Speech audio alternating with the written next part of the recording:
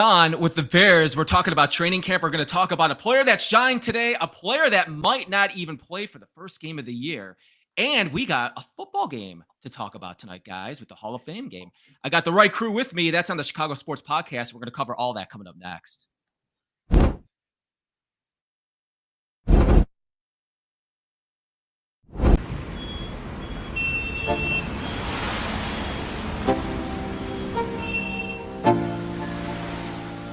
Let's go. Yo. Get up, nah, I ain't a quitter. Toss me the ball, I'm a really big hitter. Big picture, I'm a straight killer. Rising the song to the highest bidder. Got juice, got gas, I'ma move fast. New shoes, new tracks, like who's that? I'm new, come back, better than last. Yeah, it's a new me, never gonna look back. Never gonna look back. Cause damn, I was built to last. You move slow and I move fast. And that's facts.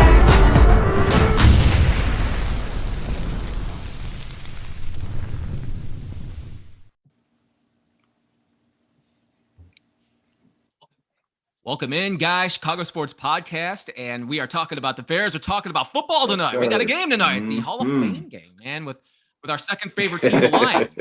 Seeing if you guys were agreeing to that or not.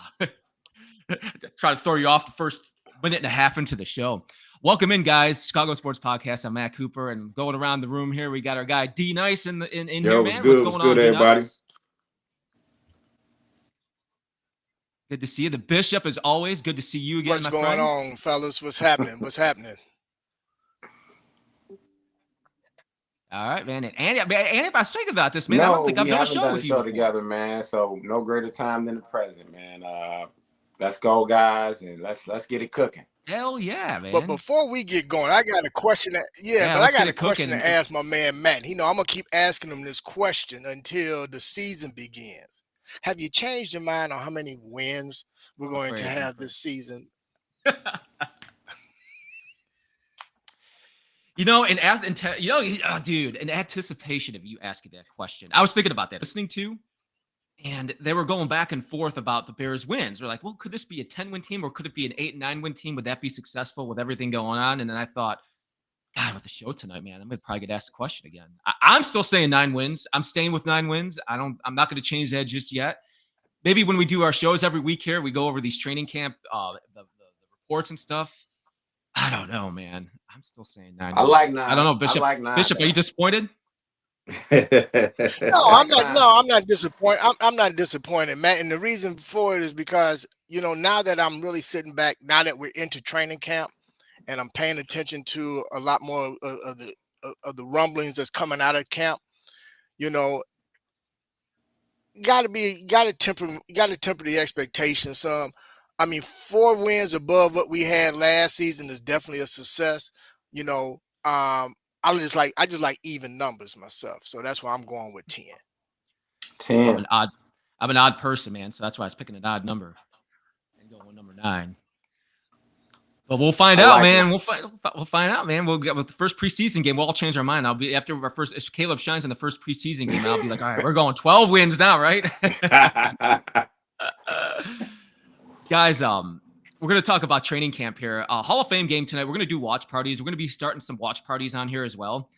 This is for football season, for Thursday night football games with the crew we got right now. Monday night football games here on the Chicago Sports Podcast, and I'm excited for this. And we get our first one tonight with the Hall of Fame game between the Chargers and the Lions. So right around 8 o'clock Eastern and 7 o'clock Central, we'll start diving into the game. We'll talk a little bit about both teams. Me and D Nice were talking about the Hall of Fame class a little bit before the show started today too. Yeah, and we'll get all into all that too when we get into the game. And thank you guys for the support too. So you guys like what you're seeing here, you can like and subscribe on our YouTube page. You can share this video with other Bears friends, and we got a lot to talk about, guys. And I'm going to start right off with training camp. Another day of training camp, and I believe too this is the longest practice, 2.5-hour practice, the longest so far. Yep. And a lot of coming out today. And I think the first name I have on my list, and guys, Bishop, Nice, we talked about this last week, and get all your friends about Luther Burden, because last week at this time I feel like we're doing a 180. We were talking about Luther Burden and why he's not out there, and if it's going to take some time. And here he is, being the superstar. It feels like he was a bit of a superstar today and a little bit yesterday. A couple of highlights that I saw, and then you guys could chime in. I saw the deep ball TD from Tyson Bagent was one of the videos I watched earlier today. His speed definitely stands out to me. And a deep ball in second team drill. There was a deep ball thrown to him in second team drills too. And again, it was just all the speed that stood out to me. D Nice, when you start thinking about Luther Burden and some of the highlights, man, it's that speed already, isn't it? Oh yeah. He jumps off the television for sure. And like I was saying last week, the most important thing for me to see out of Luther Burden, because we know the attributes that he has, we know the college resume, we know the reason why he was drafted, where he was drafted, and it was because like he actually got drafted late. But let me get to my point. The most important thing for me to see in Luther Burden, like I told you guys last week, was how he was going to respond from starting from behind. How he's going to respond with being quote unquote, the underdog, starting behind the eight ball, how he's going to respond to tough coaching. And as you can see, that he's responded pretty well, even though this is, like the first day of glaring praise that he's receiving. But this is what you want to see from a guy who's starting from behind. You want to see you want to see if he has the dog mentality to work himself up to you know the view of respectability, that he get respect from the coaches, he get praise from the coaches, and get respect from his peers. So that was the most glaring thing for me. I'm glad he had a great day. I hope he can stack them up and be prepared for the regular season. Yeah. Agreed. Hey, I second that motion. I agree with you on that, D Nice. What I'm seeing from him, and I watched his interview today, is he seems to have that mental fortitude that's necessary to be in the role that he's going to have to fill first and foremost, but more importantly because he is starting from behind. But he did also lead into the fact that he has been, even though he wasn't participating on the field, he was constantly in the film room with the guys, asking a ton of questions, getting there early, getting with and doing some workouts, with the quarterbacks and even with the coaches. So that little hiccup that he had, I believe it was on Tuesday, with him lining up improperly and getting called out by coach. Didn't shake him none. Like he said, hey, I got to be in my playbook. I got to be on top of things. He said, and that's on me. He said that wasn't on anybody else. It was on me and the lack of preparation for that day. He said, but again, I had to come back and bounce back, and I got to let my teammates know, let my coaches know that I'm dialed in. And the last two practices, young man's been dialed in. You know what I'm saying? So I'm excited, man. I really am. I'm excited to see what this young man brings to the table, because I do know for a fact, man, that they're gonna have some special plays for this young man. And it seems like he doesn't have a problem with getting open. He's gonna be that guy that's gonna always say, no matter what, I'm always open. So just get me the ball. So but I loved what I heard from him today. But more importantly, again, the fact that he's not shying away from the hard coaching. And that's what we want from all these guys. For real. Absolutely. Anything you'd like to add to, anything that you saw from him too that stood out to you, or something that you think he needs to work on? Well, of course, he was behind, like we previously stated. Also, just forgetting about all that, nobody wants more for Burden than he does. I already know that. We know what he can do from college, like D Nice said. Had no doubts. Of course, it was disappointing to see him on the sidelines and hear about him, working the soft tissue or getting a contract or whatever. But okay, he's back now.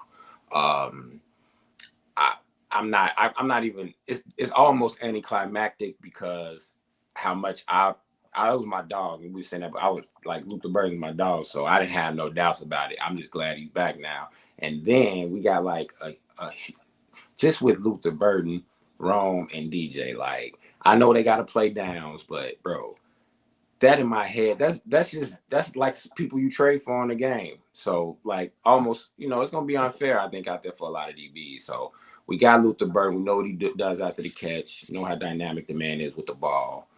He feeling good. His contract is signed. He got some dope vets to look up to. Let's go out there, hoop, and the rest is literally going to be Bears history. That's all I got, man. You know, Going with that too. Bears before you history. chime back in, Matt, I want to throw in something Annie up mentioned about being unfair to DBs. Looky here, opposing DBs are literally going to be shaking in their cleats, man, because you got three cats, man, that can stretch the field, that can really hurt you, And and do needless to say, everything. can do everything absolutely, and they're interchangeable. You can move each one to the slot, set them out wide, and then needless to say, it ain't like our tight ends are crap either. You know, our tight ends, man, them boys got wheels too. You know, especially Two Loveland. NFL starting tight ends, bro. That's what we got on our hands. We've never had that Yeah, before. bro. Thank you, brother. Thank you. So I mean, if I'm a DB or a safety, I'm like, damn, really? Pick your poison, man. We got these Yes, guys on the indeed. schedule this coming week. All that speed, man. Yeah, better get on that treadmill. Yeah, Get it together, baby, because you're gonna yeah. be running. I think you got that speed, Bishop. Hey, I don't know if you guys know this. I know, but I know we talking Bears, but Terry McLaurin just requested a trade from the Commanders. Yeah, that was also here.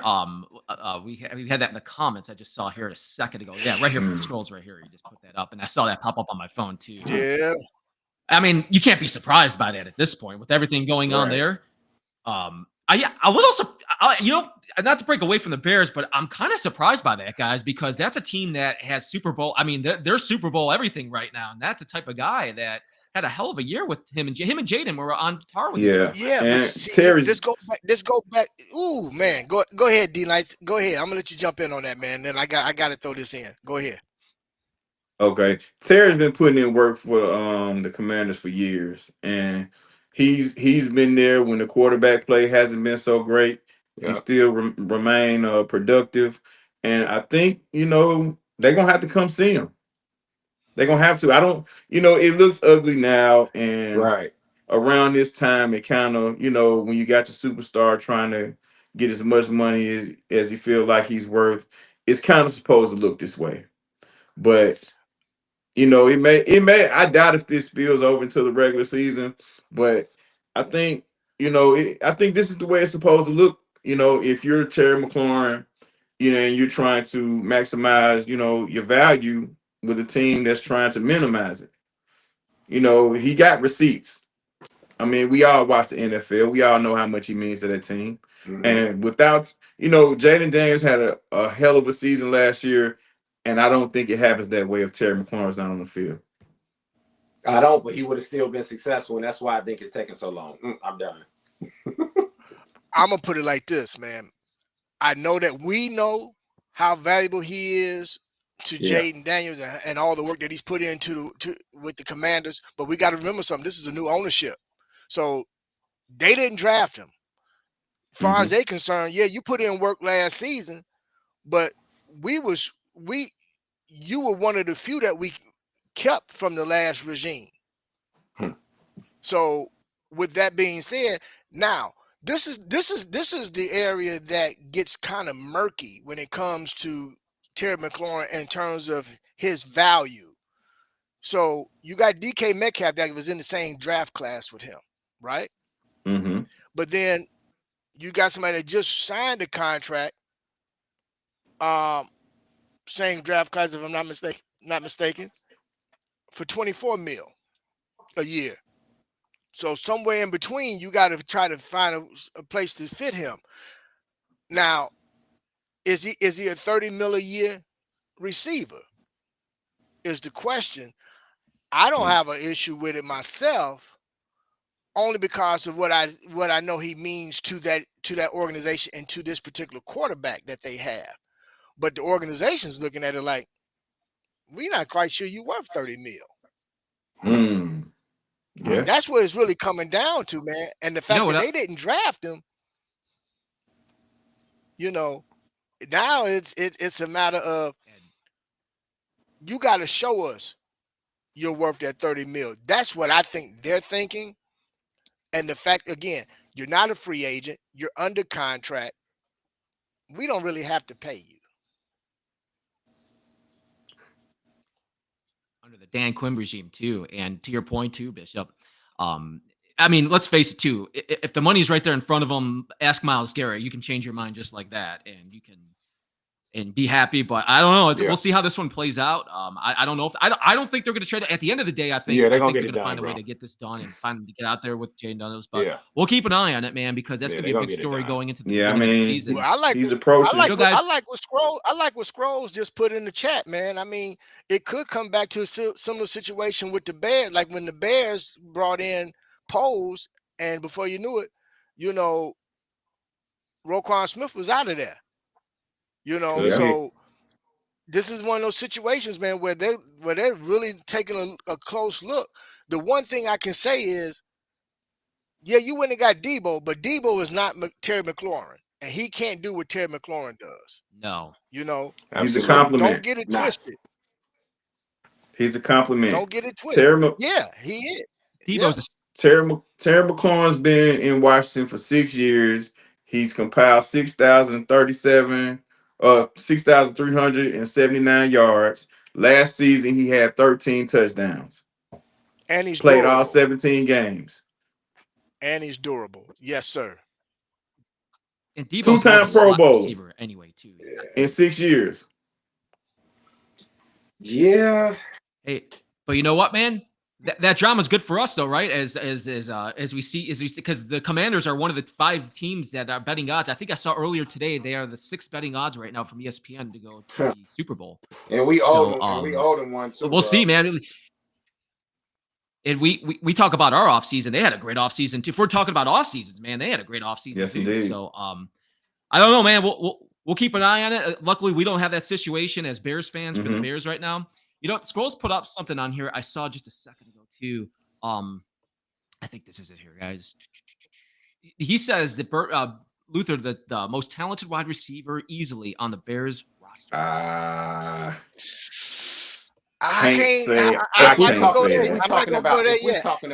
If we talking about just straight up top to bottom, I think I know where you coming from, bro. I'm not gonna hold you. I know he better than wrong. That's not even who I'm worried about. DJ, he's played in this league and been successful on a personal level for years. So I'm not really, but just natural talent, bro. He's smoking wrong, bro. I don't know, man. And the reason why I debate that up is for the simple fact they're 2 different type of players. You know what I'm saying? They're 2 different type of players, and in all honesty, they play 2 different positions as a wide receiver. So if we're talking, we want to talk speed. Yeah, he got Rome on the speed, but there's some things that Rome can do that we got to first see if Burton's capable of doing it. And Rome being a bigger guy, the 50-50 ball, Rome. Okay, that's 1-1. Rome don't got yak nowhere. His yak game. No. But again, no, he doesn't. He's not just a straight possession guy either. Rome can get yak. Rome is complete, dog. Yeah, Rome, man. We gonna see, fellas. We gonna watch all the games together, so we gonna see, man. Dude gonna be better than him, bro. Come on, man. Let's get it now. Start the season today. Hey. Bishop, hey, you got something else now here, man. So for me, for the 9 wins, you're trying to convince me now you got something to pick with him. You got something to pick with him now about Burden and Odunze. I'm gonna be going. Look like I'm gonna be going around the horn here, huh? Me and D Nice been getting it. D Nice, say something else now, man. Me and D Nice been going at it. Say about something another time to get us. Me and D Nice been going at it about the doggone running back. So I mean, come on, man. I'm the only one, man. I don't know, man. I just, I like being the odd person, I guess. It's all Rome is tough, man. Rome is tough. Yeah. I think we're gonna really see the real Rome. I think we're gonna see the real Rome. Okay. This season. Okay. All right. But don't get it twisted. And Well, Bird, we'll LB3, my dude though, man. I was, man, because when we got him, man, I was like, okay, I'm good with the rest of the draft. Watch what happened this year. Ron gonna have a good year too, because he's a professional. But you're gonna see how special Burden is, man. I ain't never thought Ron was special, bro. I ain't gonna hold you. I'm not saying he's Rome is bum, tough, but dog. said, "Oh, Rome Medusa is special. Get him." I was like, "Yeah, we should get him. He go crazy." But Luther Burden about to show you he's special, and that's just my thoughts. No disrespect to Rome. It's beautiful that we could talk about this about our Bears having this type of thing. So, for sure. But if Rome come out and ball, we root for the same team, for the same guy. There you go. I don't know, man. I just really watched this kid, man. I like his attitude. I like his toughness. He got a chip. He got natural things that Rome got some stuff he don't got. He's not the size of Rome and all of that stuff. But just, it's like he was made to play receiver, man. And I can't wait to see it, bro. Like literally, bro. I got a question for the panel and for the chat.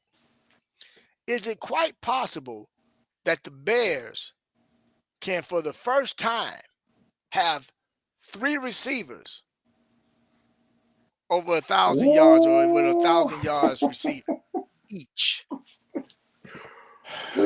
I think, and a tight end at about between 700 and 800 yards. Crazy, bro. Now y'all know Come how on, man. I feel. Y'all know how I feel about this. Y'all know how I feel about this stuff, man. With me, man. Y'all know how I feel about this stuff, man. So I'm gonna go to 12 wins now. Those stats, man. You guys know how I feel about that, babe. man. I'm stirring the pot. Yeah, man. Well, come on, give me your answer, man. What's your answer, D Nice? I would listen. If it was my choice, I'd say hell yeah. But knowing the way this thing It's goes, your choice. It's your choice. Nah, it's a question. I ain't in control, man. It's just a question, bro.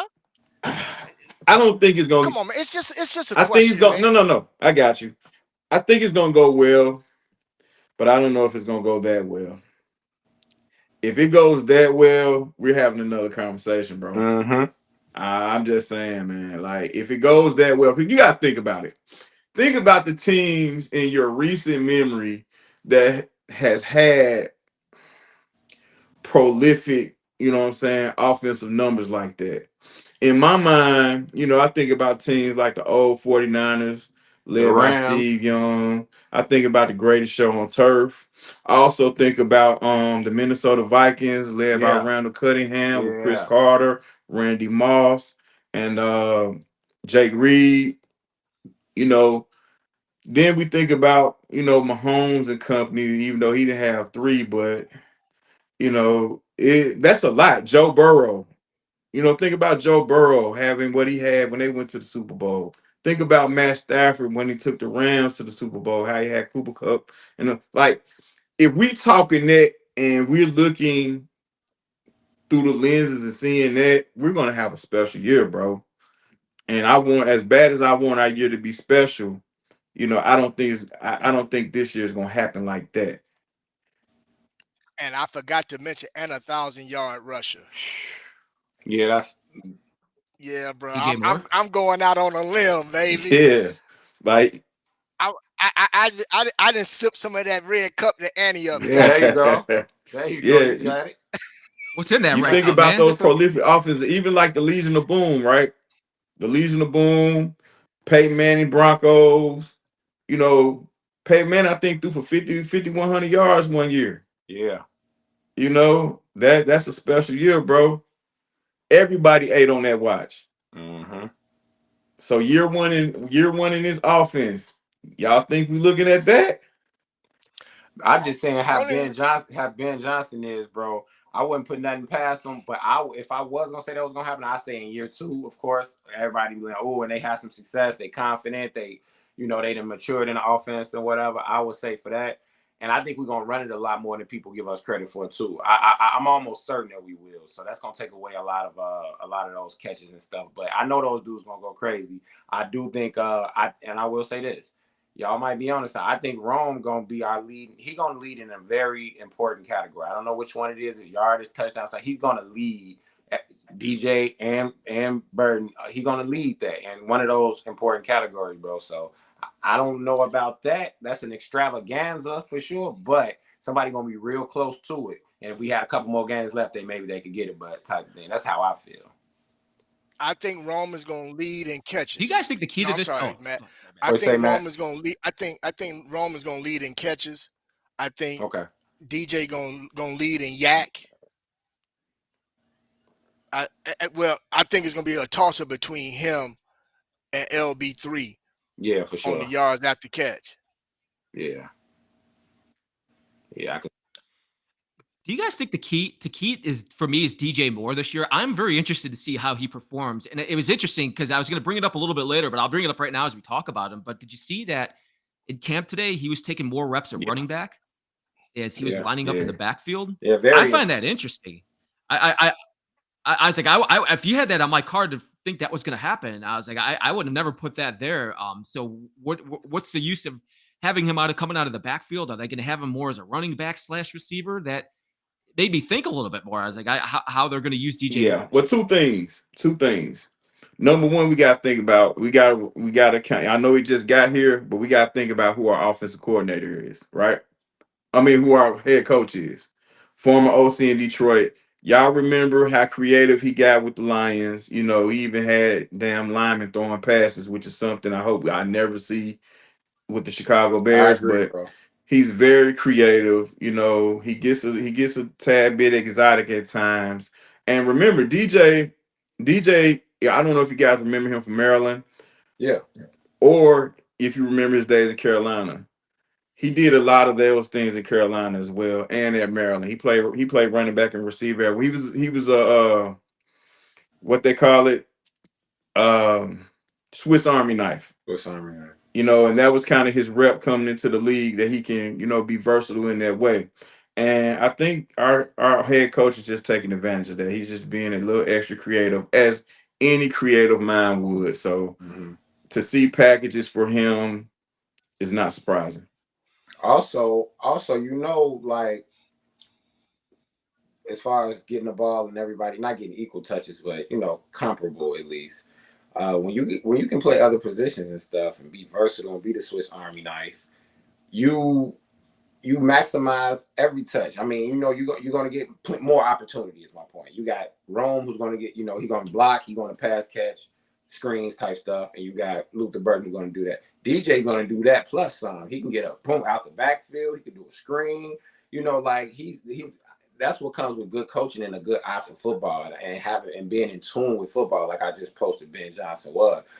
And like, dude is just, he got a clue about what's going on. And people said, I was watching real quick. I was watching some of the comments on YouTube, and they were saying it looks a little micromanaging to me. Yeah, that's what we need. So I don't want micromanaging me. Like in real life, when I go to the gig, don't micromanage me. But our Bears need micromanaging. You see what we did last year. We need micromanaging right now. And then once they've proven themselves trustworthy, we go out and then you can switch it up. But I don't mind that, man. I love to see that dude walking around with his arms up here, checking out every freaking player out there, bro. It gives me chills, man. All right, I'm done. Well, the reason for that, though, man, and the reason why he's doing that is you are implementing a new system.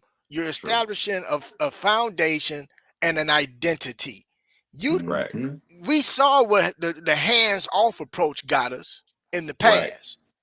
So for me, I'm all for it, you know, and we need that, man. But once again, I'm not surprised that somebody made that type of comment because we're so fickle as a fan base, man. Oh, we don't know whether half the time the fan base don't know whether it's coming or going, you know. So, brother. You know, I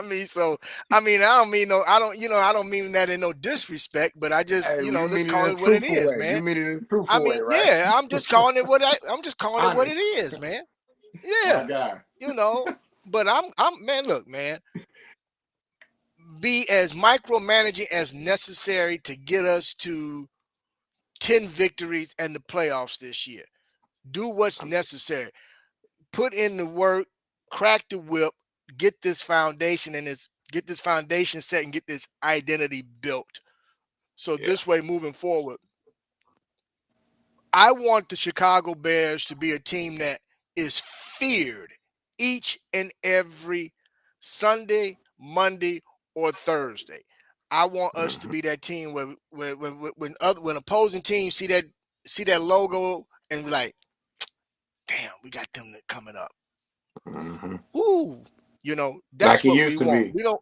Yeah, like it used to be, bruh. Not the. Oh man, please, we ain't man. No, we're gonna take practice light this week. We got the Bears. Ugh. We don't want to. We don't want to be like the Jaguars or Jets. We don't want to be in like all those categories, man. That's how we've been for Yeah. like the Yeah, last it's been Yeah. ugly. 5 years. That's Yeah, it's been called our identity. purgatory. Yeah, purgatory. It's called for sure. purgatory, It's been bro. ugly. With different coaches every 3 years. So guys, I want to bring up another name here in a second, but I do want to bring up that we are giving away. Hold on. Yeah. There we go. Giving away a jersey. Damn right, we're giving away a All jersey, right. man. Just in time for Yeah, football. yeah. Yeah, because we got our most recent jersey winner in the chat right with us right now, Miss Cheryl. Congratulations again. That's Cheryl, man. Congratulations again. Congratulations, Cheryl. It's going to be perfect for the start of the season. So it's easy to do, guys. All you have to do is like, comment, and subscribe. Like, comment, and subscribe, and you'll be in the running for a free jersey as we get ready here for football season. Jerseys are expensive. I just got my Jaylon Johnson jersey today. Yeah. And I definitely spent over $100 for it. And the Mm. jersey won't have a question mark They're on expensive. it. And just let everybody know the jersey will not have a question mark on it, okay? Yeah, we'll take that question mark off. Yeah. I got to Different order. question Matter of mark fact, on I got to order Oh, my that would I got be to a order different my one. jersey this weekend. I'm just up in the air on which one I'm gonna order first because I'm gonna get me multiple, but I just got to figure out which one I'm gonna get first. All right. Is that always the hardest one when you're going through the order, like trying to order which jersey you want? Like I was like between Johnson, I saw Sweat. I'm like, man, who has a Monty Bro. Sweat jersey? Like I couldn't decide which one I wanted, so I like flipped. I literally just like started pointing, and I'm like, all right, Johnson. I think my first jersey is gonna be Kyler Gordon. Kyler, baby. Nice. Yeah, I think I'm going with my man Kyler, man. That's gonna be my first Kyler about jersey. to have a special year too, fellas. Man, he was balling Yeah, out that in was camp on my today, list. man. He was balling Kyler out. was That built dude, for it, man, bro. is yesterday Kyler and was today he made been for it. balling out too. Getting his hands on Yeah. balls, breaking up catches. Yes, sir. Very active, man. So, Very active. Guys, he's very. Yeah, he's looked great, man. We're gonna talk about the defense here in a second because I think the defense overall look good. But yeah, like, comment, subscribe, guys, for our jersey giveaway, and we're gonna choose another winner. Choose monthly winners. We got another one coming then after Cheryl. So congratulations, Cheryl. Thank you guys for watching tonight. Chicago Sports Podcast. We are going to have our party later here, 8:00. We're having a party right now. What the hell am I talking about, man? We're already having a party talking about the Bears in training camp. But guys, we're also going to talk about the Hall of Fame game that's coming up at 8:00. And I want to talk about Jaylon Johnson here for a second, as I was just talking about how I got his jersey, because we're getting some interesting things coming out of camp. And Ben Johnson talked earlier today, says they think there's a scenario where he'll be ready for week 1. And this was only like a week or so ago where they said, oh, he'll be out for a couple of weeks. And now there's a scenario. And I don't know about you guys, but that sounds like to me that there's a very good possibility that he could be missing. When he said that earlier, I'm like, well, there's a very good possibility he might not even be playing week 1, which I think would be going against the Vikings, against those receivers. And I will see if Jordan Addison's suspended. I think at some point he's going to be suspended by the Vikings. But I mean, they got weapons. They have a great coach. They have a great offense. And and Jaylon Johnson. I mean, guy's incredible. Yeah. We know that. So Jaylon Johnson, Bishop, I'll start with you, man. Jaylon Johnson, I think he's one of the key pieces on our defense. We signed him, and he's one of the 5-10 best cornerbacks in football, man. So not having him out there in a lingering injury like this, I'm not going to say a full concern, but maybe a little bit. I'm a little concerned only because, like you said, they had mentioned we only be out. Expect him to only be out a couple of weeks. Now we're hearing that we won't see him at all, no preseason or anything. And hopefully we'll see him week 1. So I had my little jokey joke. Last few days I was saying, well, all he need to do is put a little icy hot on his contract and he'll be okay. But at this point, man, I'm gonna take that back and get real serious about this, man. And I know they're not disclosing exactly what's going on, but I do have a tad bit concern, man. A tad bit concern because I think this would make the second season where he's missing some some time during training camp because of lower extremity, Yeah. lower leg injury. So I'm a little concerned, man. I'm a little concerned. So, but him being the professional that he is, I expect for him when he's ready, he gonna ball out. Mm-hmm. And he up, what you think, bro? Man, bro, I was telling D Nice the other night. I follow Jaylon close, man. Like dude can cook and I'm a huge fan of the guy, man. So I watch his workouts and him and Brisker and Kyler and all of them. They were going like super tough, bro. So I don't want to sound like callous or anything, but I'm not surprised at how hard they were going, bro. I'm not surprised somebody got nicked up. If it wasn't him, it probably would have been Kyler Brisker. They were going tough, bro. They were sharing it on the stories. So I'd rather it happen now, like I say, with any injury that'll ever happen to any NFL player or any sports athlete, whatever. I'd rather it happen before the season than when you're about to, hit your little peak and go crazy or whatever, or at the end when we really need you to get ready for the playoffs and all that. No greater time than now. And hopefully he's fine. And I expect him to miss a month. Take your time. He's a seasoned vet. He knows what's at stake. He's been doing it a while at the highest of levels.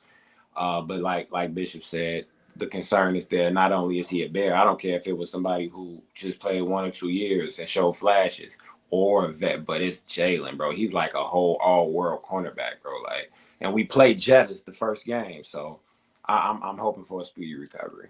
I expect him to be ready for that game myself, man. Just knowing how do. Jaylon is, man. You know what I'm Yeah, saying? same. And Scrolls, I hear you, brother. I see your comment in the chat.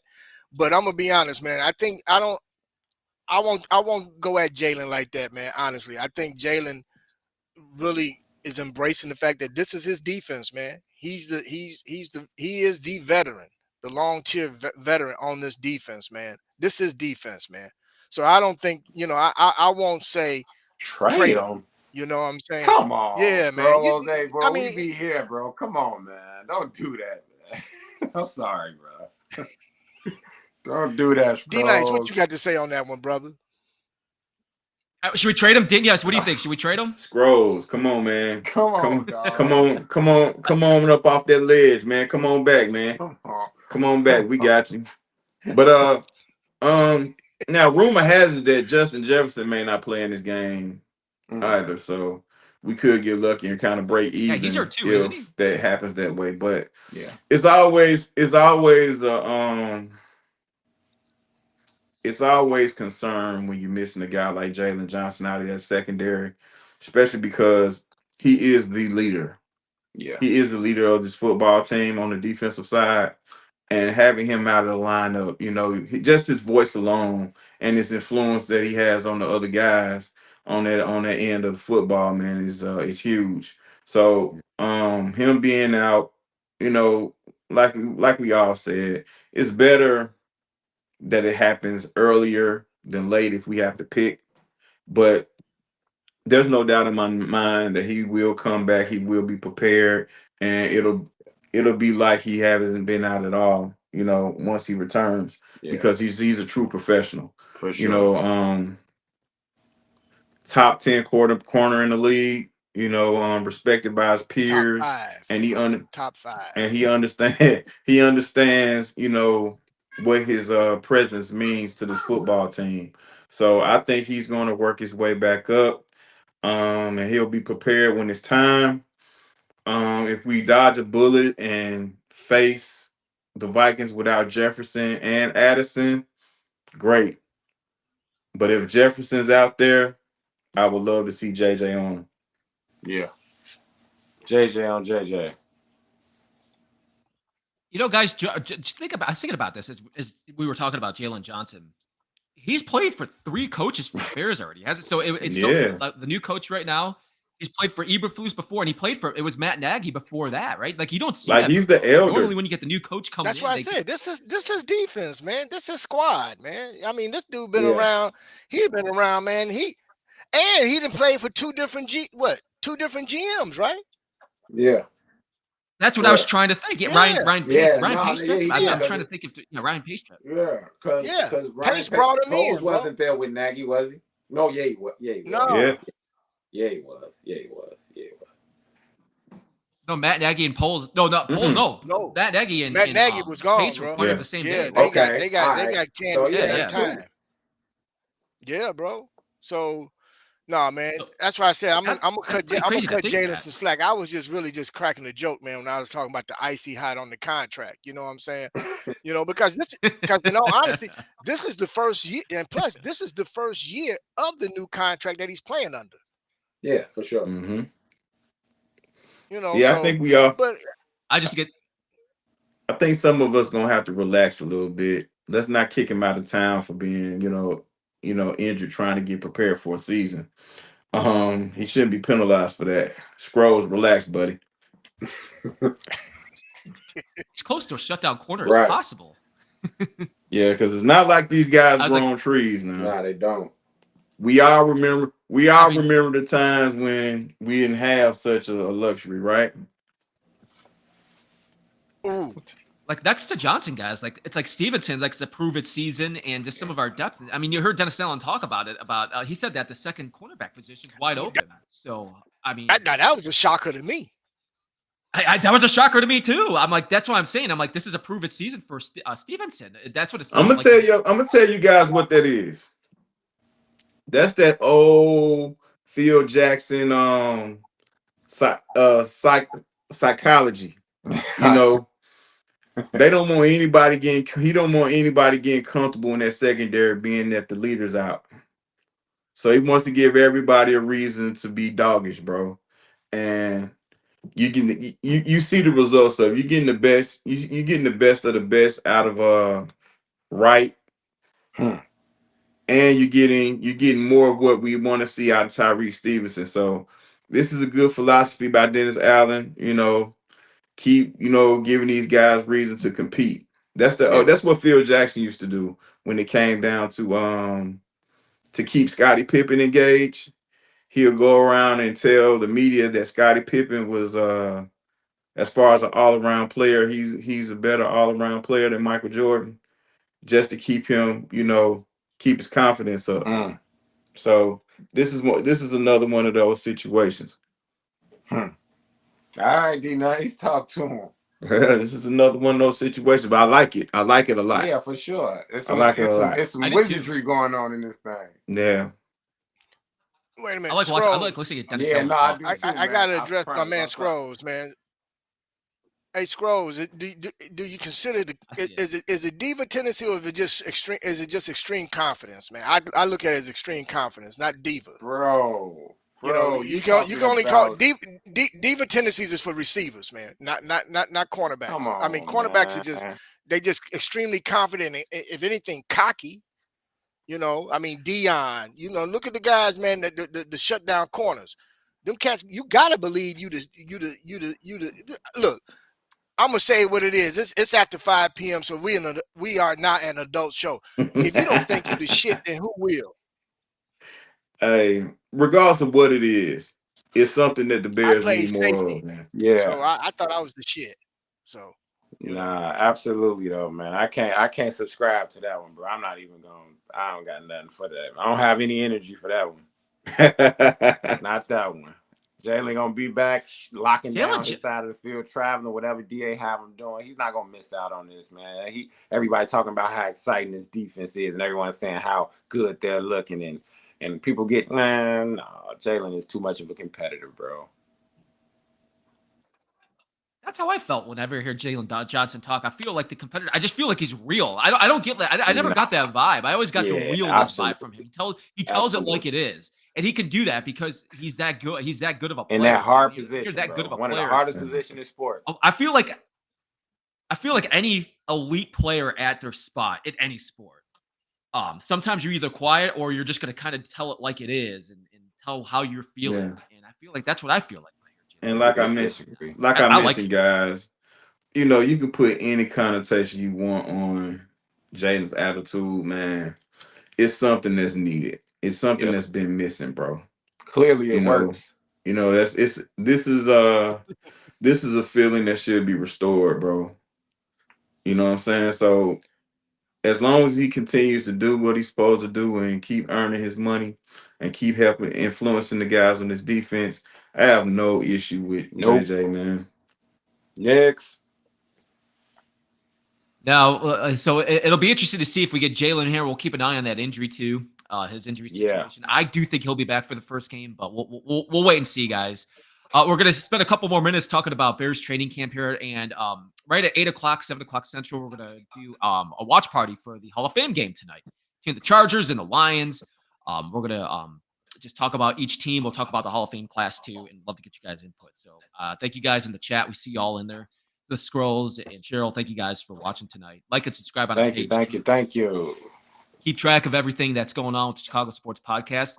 Guys, there's a couple other things that stood out to me for training camp today. A couple of other ones that I'd love to get your guys' opinions on. First off, Ozzy Trapilo looked pretty good, and Ozzy Trapilo looked good. It looked like he was a lot of number one reps for the team with the first team reps, and this is a guy to keep an eye on this year. This is a guy we talked about. I know I talked about when I had my Friday night shows. When we got the draft, I was excited about his availability, and it could be a very good possibility. This is our starting left tackle, man. Between the battle, it's a good battle right now between him and Jones, and we'll see what happens. But like Andy, what do you think when you see Trapilo right now, man? I like what I see from the videos that I see. Keep making me proud, man. I call him to start too. I think our rookies, most of them at least, are finna hit the ground running, just like the Bears are, in my opinion. So make me look good, Trapilo. Ben was just speaking glowingly of him the other day, and Ben got like close friends that work for that organization, that program down there. So he already had the 411 on him. That's why he drafted him. So he's probably even like the expectation that Ben might have had, he might be exceeding those. So I'm super happy about it. I want to see some young blood in there. It's some Boston College guys that are some studs that have played in the trenches. So build like a dude from off a movie or something. Go out there, dominate, and let's get this thing rolling, man. Get Chicago something they've been missing for a while, man. What do you think, Bishop? One thing for sure, it's a major competition going on. But right now, you're hearing good things about all three guys, honestly. They all seem to be holding their own. Braxton especially, and all eyes are on him because he's the veteran. But Ozzy, if you're talking about keeping your foot on somebody's neck, Ozzy's definitely doing that right now. So I put it like this, man. It's a good thing to have this type of competition to where they're gonna have to really sit down and do their evaluations to determine who that guy's going to be. Yeah. And in all honesty, that's a good option to have at this point, especially for the Chicago Bears. I mean, because that's been one of the weakest points for this football team, which is the offensive line, especially that left tackle position. So I won't be upset either way, but I'm gonna echo what D Nice has been saying for the past 3 weeks. We got to make sure that we got the right guy at that position. Period. No matter who it is, it's got to be the right person. And one thing for sure, whoever gets it, got to keep that position for the entire season. Yeah. What do you think, Nice? May the best man win. Competition is good. Competition should bring out the best out of any competitor. I want the best guy for the job. As Bishop said, I've been saying, if Trapilo has been given this starting spot and he allows Braxton Jones to come back and take it from him, we drafted the wrong guy.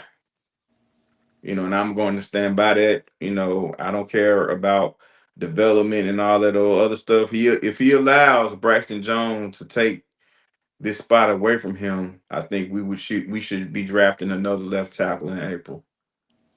But good things, good things are being said by all three guys, and that's good to hear. Everyone's confidence should be on 1,000, and everyone should come out ready to compete until the decision is made as who's going to be what.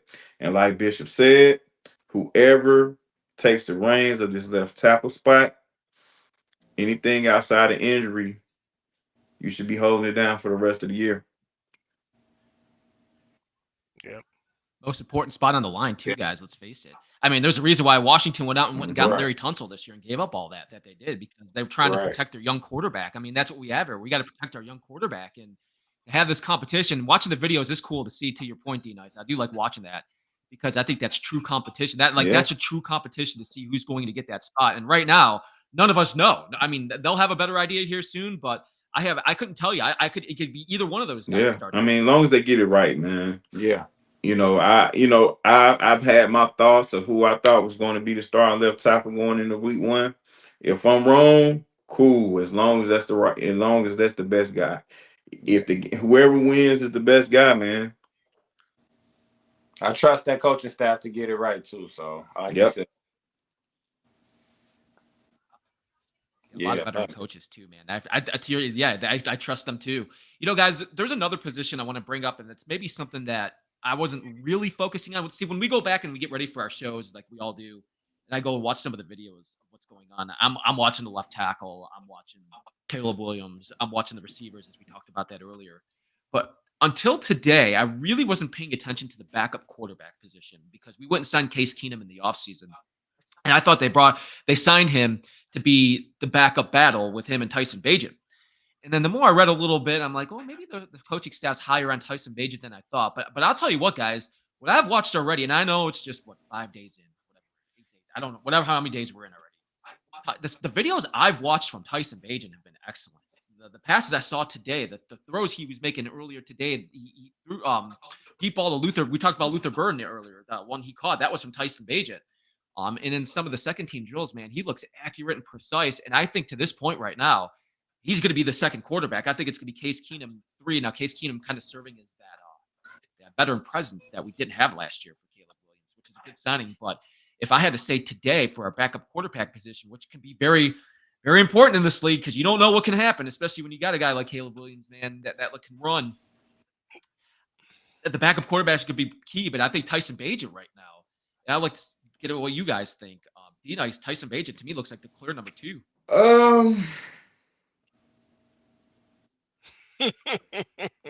You know what, Matt? I doubt it. He looks good, and that's great. And I do think the Bears are going to keep all 3 if possible. If they don't have to make any kind of crazy roster moves, and you know what I'm saying, and if nothing that plays to our advantage becomes available, right? I think we keep Bagent and Keenum. Keenum is going to be vital for this team. You know, hopefully he doesn't have to play to be vital, but his experience is something that we kind of wish we had last year. Yeah. Especially, you know, in the road games where the pre-snap penalties were a thing, you know, the delay of games and Caleb having issues trying to bring everyone back to the line of scrimmage, and he knowing how to work the time management aspect of being a quarterback. These are things that Case Keenum can bring to this young group, this young quarterback group. He can be a teacher for both of these guys. You know, and I think that's important. They say everyone loves the backup. But what people love even more is the backup to the backup, especially if he's filled with experience. Case Keenum has played his game at a pretty high level. You know, never a Super Bowl never a starting Super Bowl champion, but he did lead the Vikings to a playoff berth, and he won one of the biggest games in the history of the franchise in very dramatic fashion. So he knows how it is to play at a high level. And I think that type of experience is what's needed for a young Caleb Williams and also Tyson Bagent.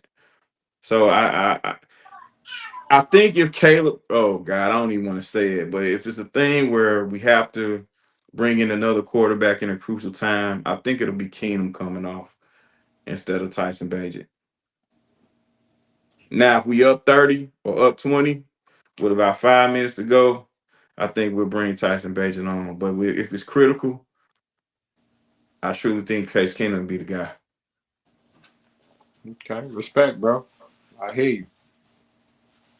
I I really like Tyson Bagent, and I think he's even more motivated than he was before. I know he's a hard worker. We all know that 'cause we watch the Bears, but I think he's even more motivated now.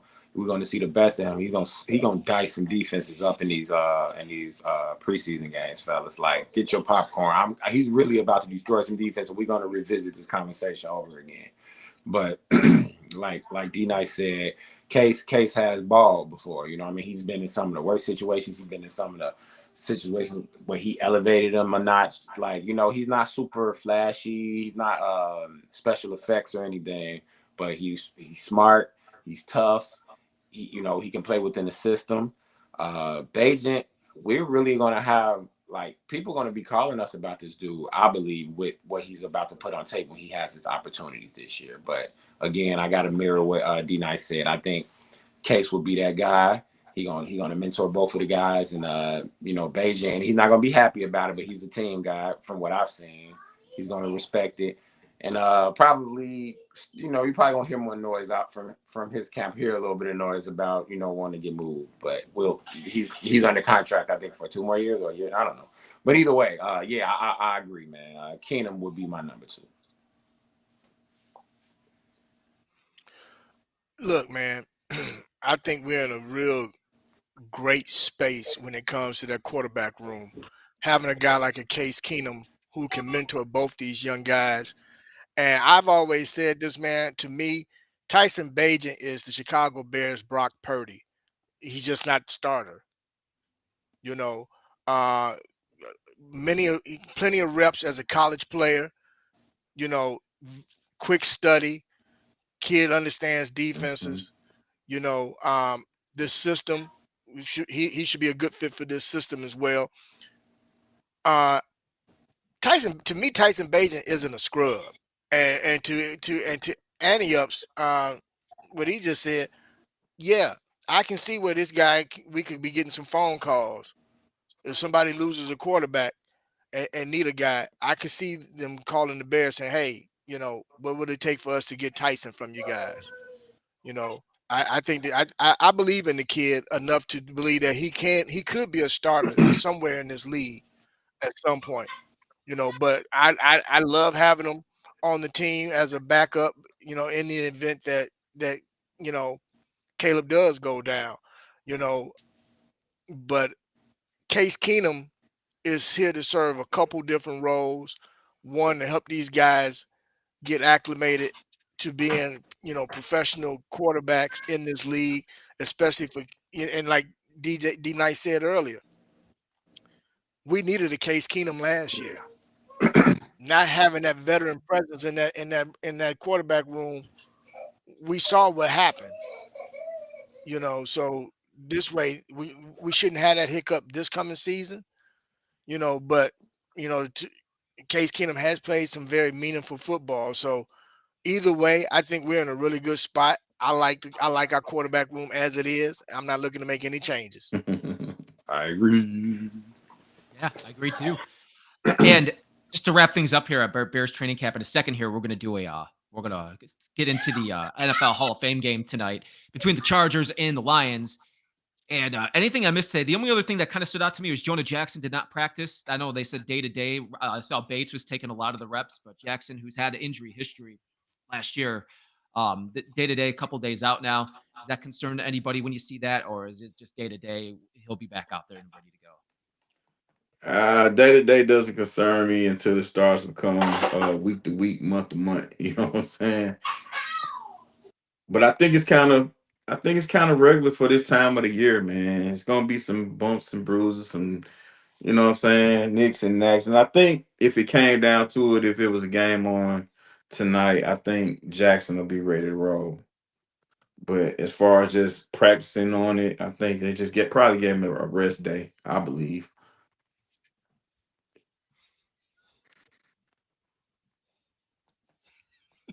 Anybody else? Scrolls is killing me today. What do you say?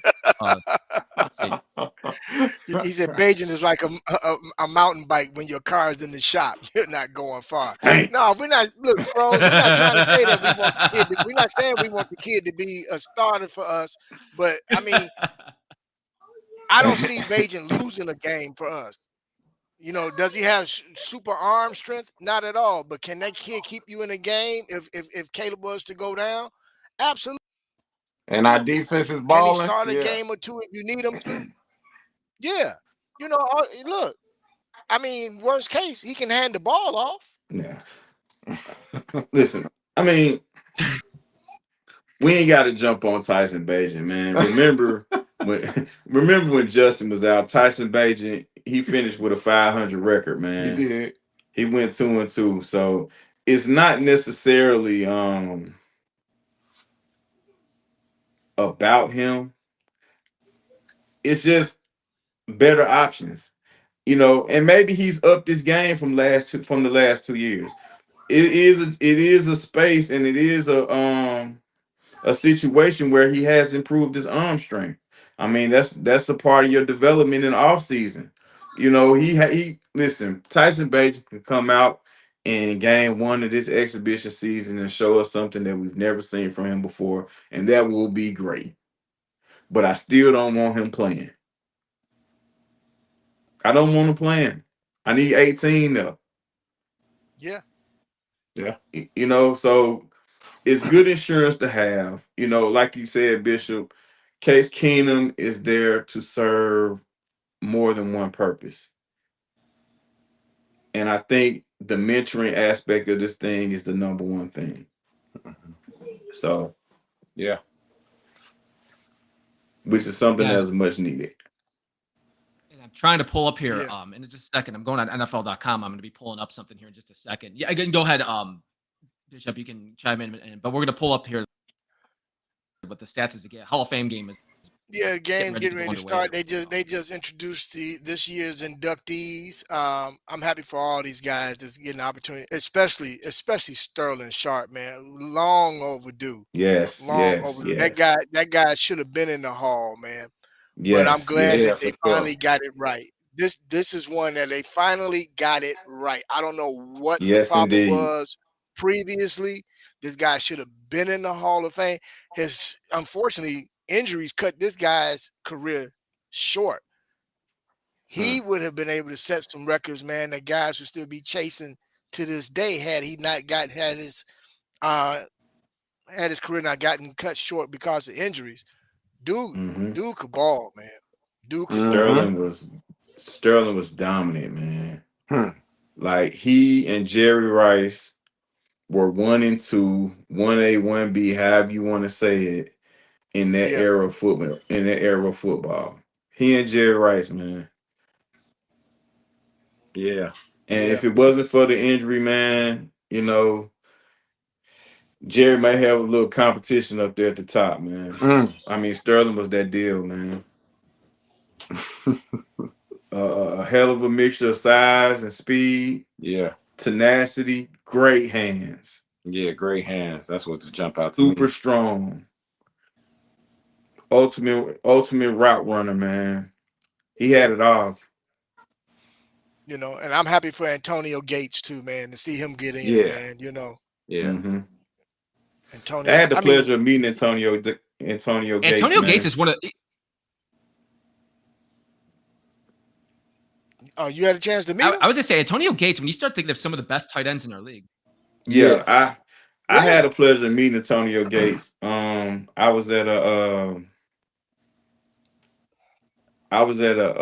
hood ballerina store. Show, and had the pleasure of meeting Antonio Gates and Ed Reed. Those guys were super cool, man. Real humble guys, man. Like you see them there, you wouldn't even know they play. Well, if you see how big Antonio Gates is, you know he plays something. But just from a personality, aspect, man, he's a super cool guy, man. That's real dope. Down to earth. That's dope, bro. Mm-hmm. Yeah, that's cool, man. And of course, Jared guys, Allen. I think man. I found something here to shift. You say what, Bishop? No, I said and Jared Allen, man. The fact that to see him go in, man, he was. Woo, I remember he was a Yeah, he was a he was a he was a pain in the behind. Yeah, yeah, he was tough. Vikings. And he had a little stint with us, man. He had a little small, he had a small cup of coffee with us, man, with the Bears, man. Yeah, He yeah. he left he left he left some of his best moves in Minnesota though. Yeah, he wasn't the same, was he, when he Nah. came here? That boy was cooked No, we too, got him on. man. We All right, got guys, him on I'm the still in the back end of process the of trying to figure career. this out. Yeah, I think he was in chill mode. He gave, but one He thing said, about him, man, he gave it all he had yeah, down he to the did. very end. So that's one thing. Yeah, that's a thing that you have to give him credit for. Yeah, for sure, man. He said he left his best moves up there Yeah, over there in men, huh? yeah. He left him over. He had purified himself in the waters of Lake Minnetonka before he came to us, man. Yeah, man, you gotta chill, You be guys get nice. For real. You gotta Now quote I that think tracks. You gotta quote that, bro. And left his moves at Paisley Park, huh? Oh man, that's yeah. tough, bro. Ooh. um I Oh think wow. the last guy that we're gonna talk about, Eric Allen, man. Listen, I think he's one of the when you talk about the quarterback position, he's not mentioned a lot amongst the elites. I don't know, it's because they've allowed time to kind of swallow him up. But in his day, playing for the Raiders and also playing for that daunting defense with Buddy Ryan and the Philadelphia Eagles, Mm-hmm. Eric Allen was no doubt one of the top cornerbacks of that late 80s, Yes. early 90s era. For all you guys that's old enough, there was a game, and I think you guys gonna know the game that I'm about to reference. There was a game that caught on Nintendo called Tecmo Bowl, and it had Super Tecmo Bowl. Absolutely. And if you play Super Tecmo Bowl, they had Eric Allen in that Philadelphia Eagles defense, and you looked at Eric Allen's attributes and you understood that he was the real deal, and you could not throw on that side. At all, bro. Yeah, but I think Eric because he was Allen, quiet too, though, bro. yeah, Just quiet guy, man. He made a heck of a career for himself as I think he worked for the NFL Network and ESPN at a time, but very great player, man. Great player in a great era. He looked like he can still play I now. almost got a ring too until they ran into them boys. Yeah, those Philadelphia teams were tough. all right, guys. I'm about to share this. I think I finally got it here. Hold on.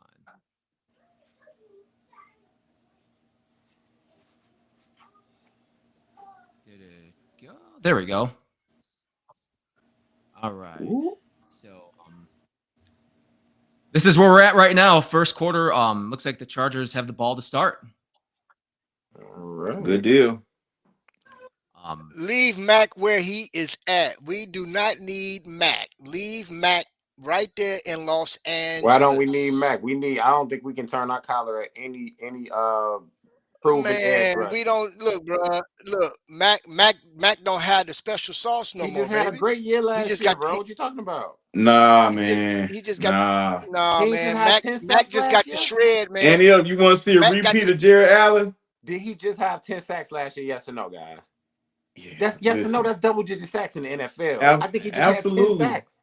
I thought he was pretty good last year for the Chargers. I did too.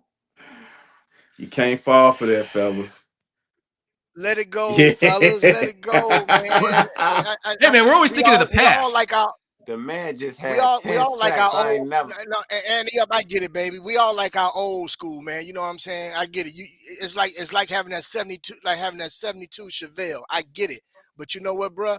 Leave it in the garage. Hey, man. Pull it out on, So we march into pull it out on okay. Saturday. So the alternative is to march into this season with Booker, Dangbo. Who else we got, guys? We got Sweat, who had a down year last year, and who else we got behind him? We got the rookie who gonna switch up. that doesn't raise my eyebrow, man. And you saying if you could get Mac at a decent price, you wouldn't take him over everybody on the roster, maybe on a good day. That's just it. You're not getting. That's just it. You're not gonna get him at a decent I'm price. sleep.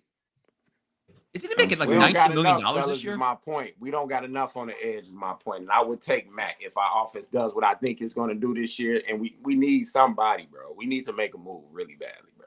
All right, Andy, up. Check this out, bro. Okay. All right. The year before Jared Allen came to the Bears, tell me how many sacks he had. The year before he came, I'm going to shoot and say I'll be able to tell you right now. What he had, bro? He had 11 and a half sacks Okay. the year before he came to the Bears. Mm-hmm. Playing 15 games with the Bears, he ended with the Bears with 5.5. Mm-hmm. We're going to leave Mac right there in L.A., man.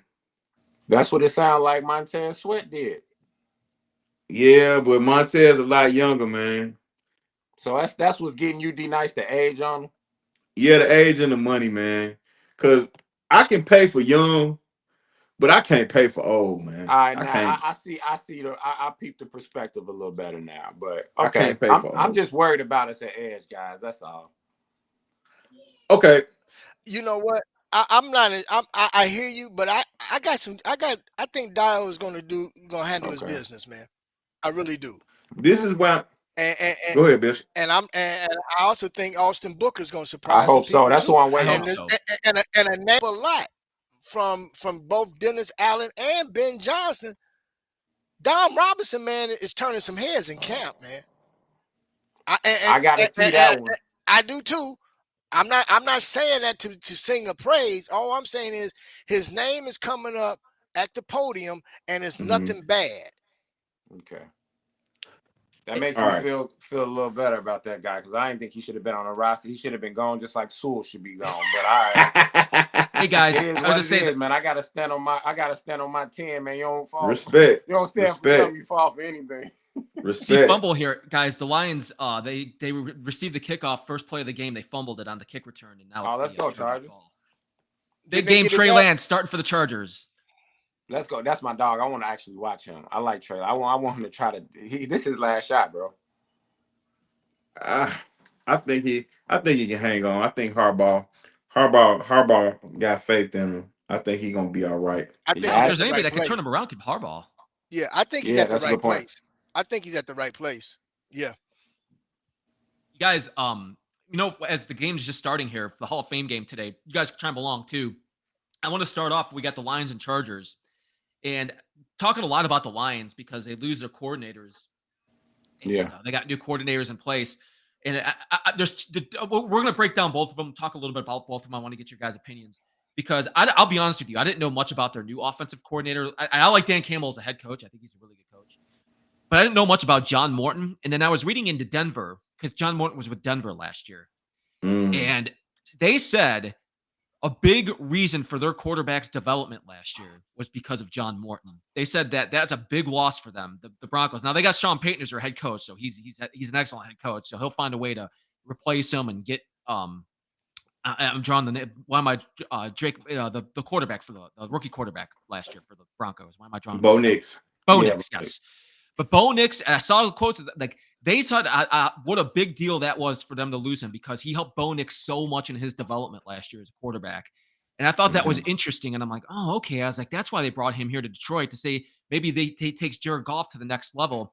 And if you have that much respect in what the Broncos did last year, and they had a really good year last year, what do you think that loss? Ben Johnson's a loss, but what do you guys think that's going to do for the quarterback room and for the offense for the Lions this year to have that guy come in with that type of expectation and respect that he had in Denver? Well, I think it'll be a little bit easier for both Jared Goff and the new coordinator because Jared Goff is now established and he's looked at as one of the top tier quarterbacks in his league. He was in the MVP conversation last year.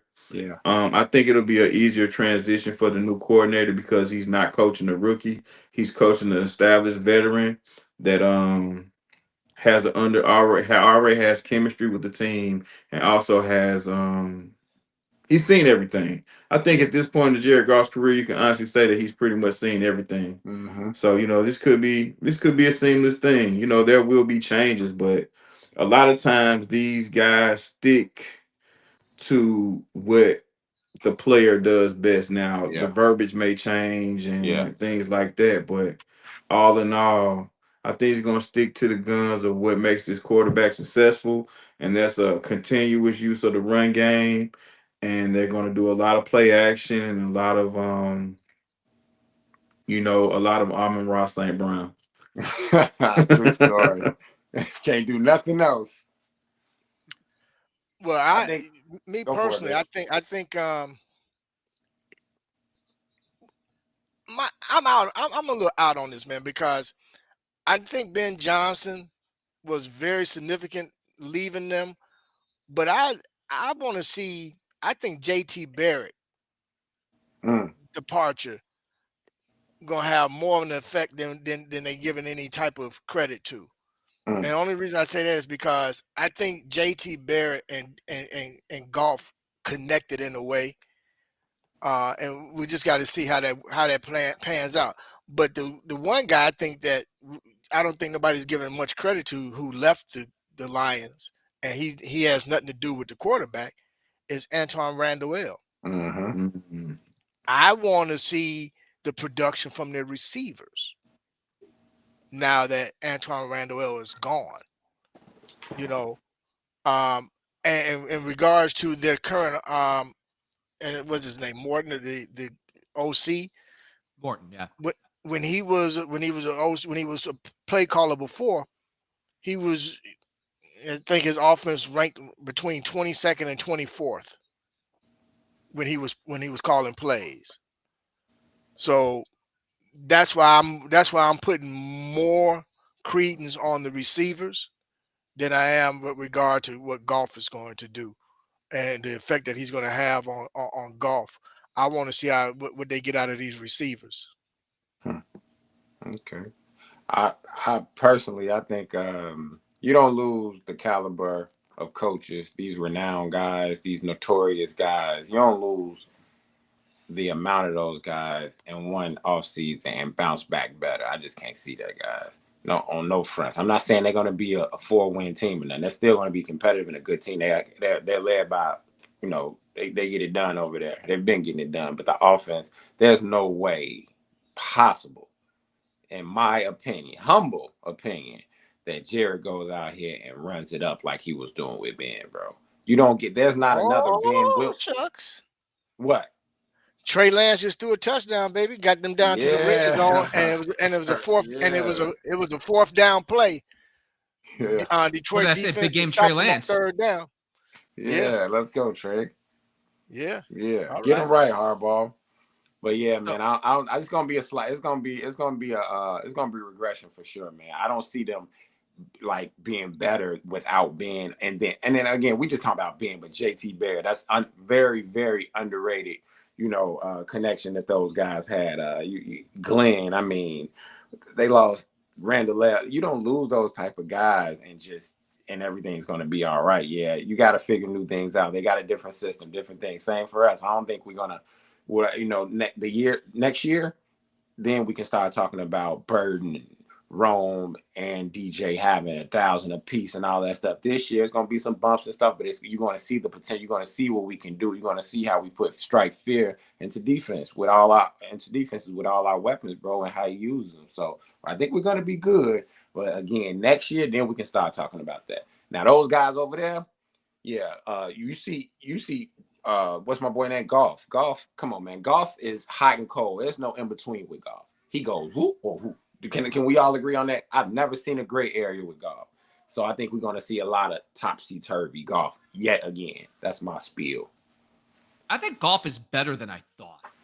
I don't think is he an elite quarterback in the league? No. But there are some times I've watched him play. Now, he's got those weapons around him. When you got those two running backs that he have, if Montgomery and Gibbs are healthy, you got those two guys in the backfield, man. Those guys are about as good as it gets in the league. For sure. And that's going to help out a lot. And he plays off that, though. I feel like, but that's the Ben Johnson, though. That's the Ben Johnson's credit. That's Ben Johnson calling those plays for those running backs and for those players. So the drop off between Ben Johnson and John Morton, I'll just be honest, I don't know anything about John Morton I don't either. until the stuff I was reading, and you see all the respect he has. Until I saw that stuff coming out of Denver, I was like, well, okay, maybe there's something a little bit more to Morton than I thought, and it's all going to play out. We'll see what he can do. We'll see what he can do with those running backs. But I think I like Jared Goff as quarterback, and I think I think you could win with him, and I think it depends on that offensive line too. Their offensive line, they've lost a couple of pieces. They lost a couple big pieces. Well, it's funny you say that, man. I was watching a show the other day, and they were saying, not discrediting Ben Johnson, but they were also trying to say how much this offense is as much as Dan Campbell's as it was Ben Johnson. And I was like, I found that to be a little interesting. I was like, oh, really?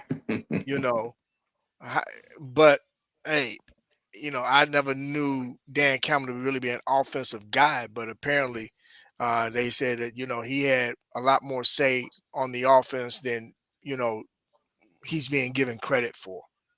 So we're gonna see, man. It's gonna be an interesting season. I will tell you this. I think if we're not the toughest division, we're the second toughest division in football.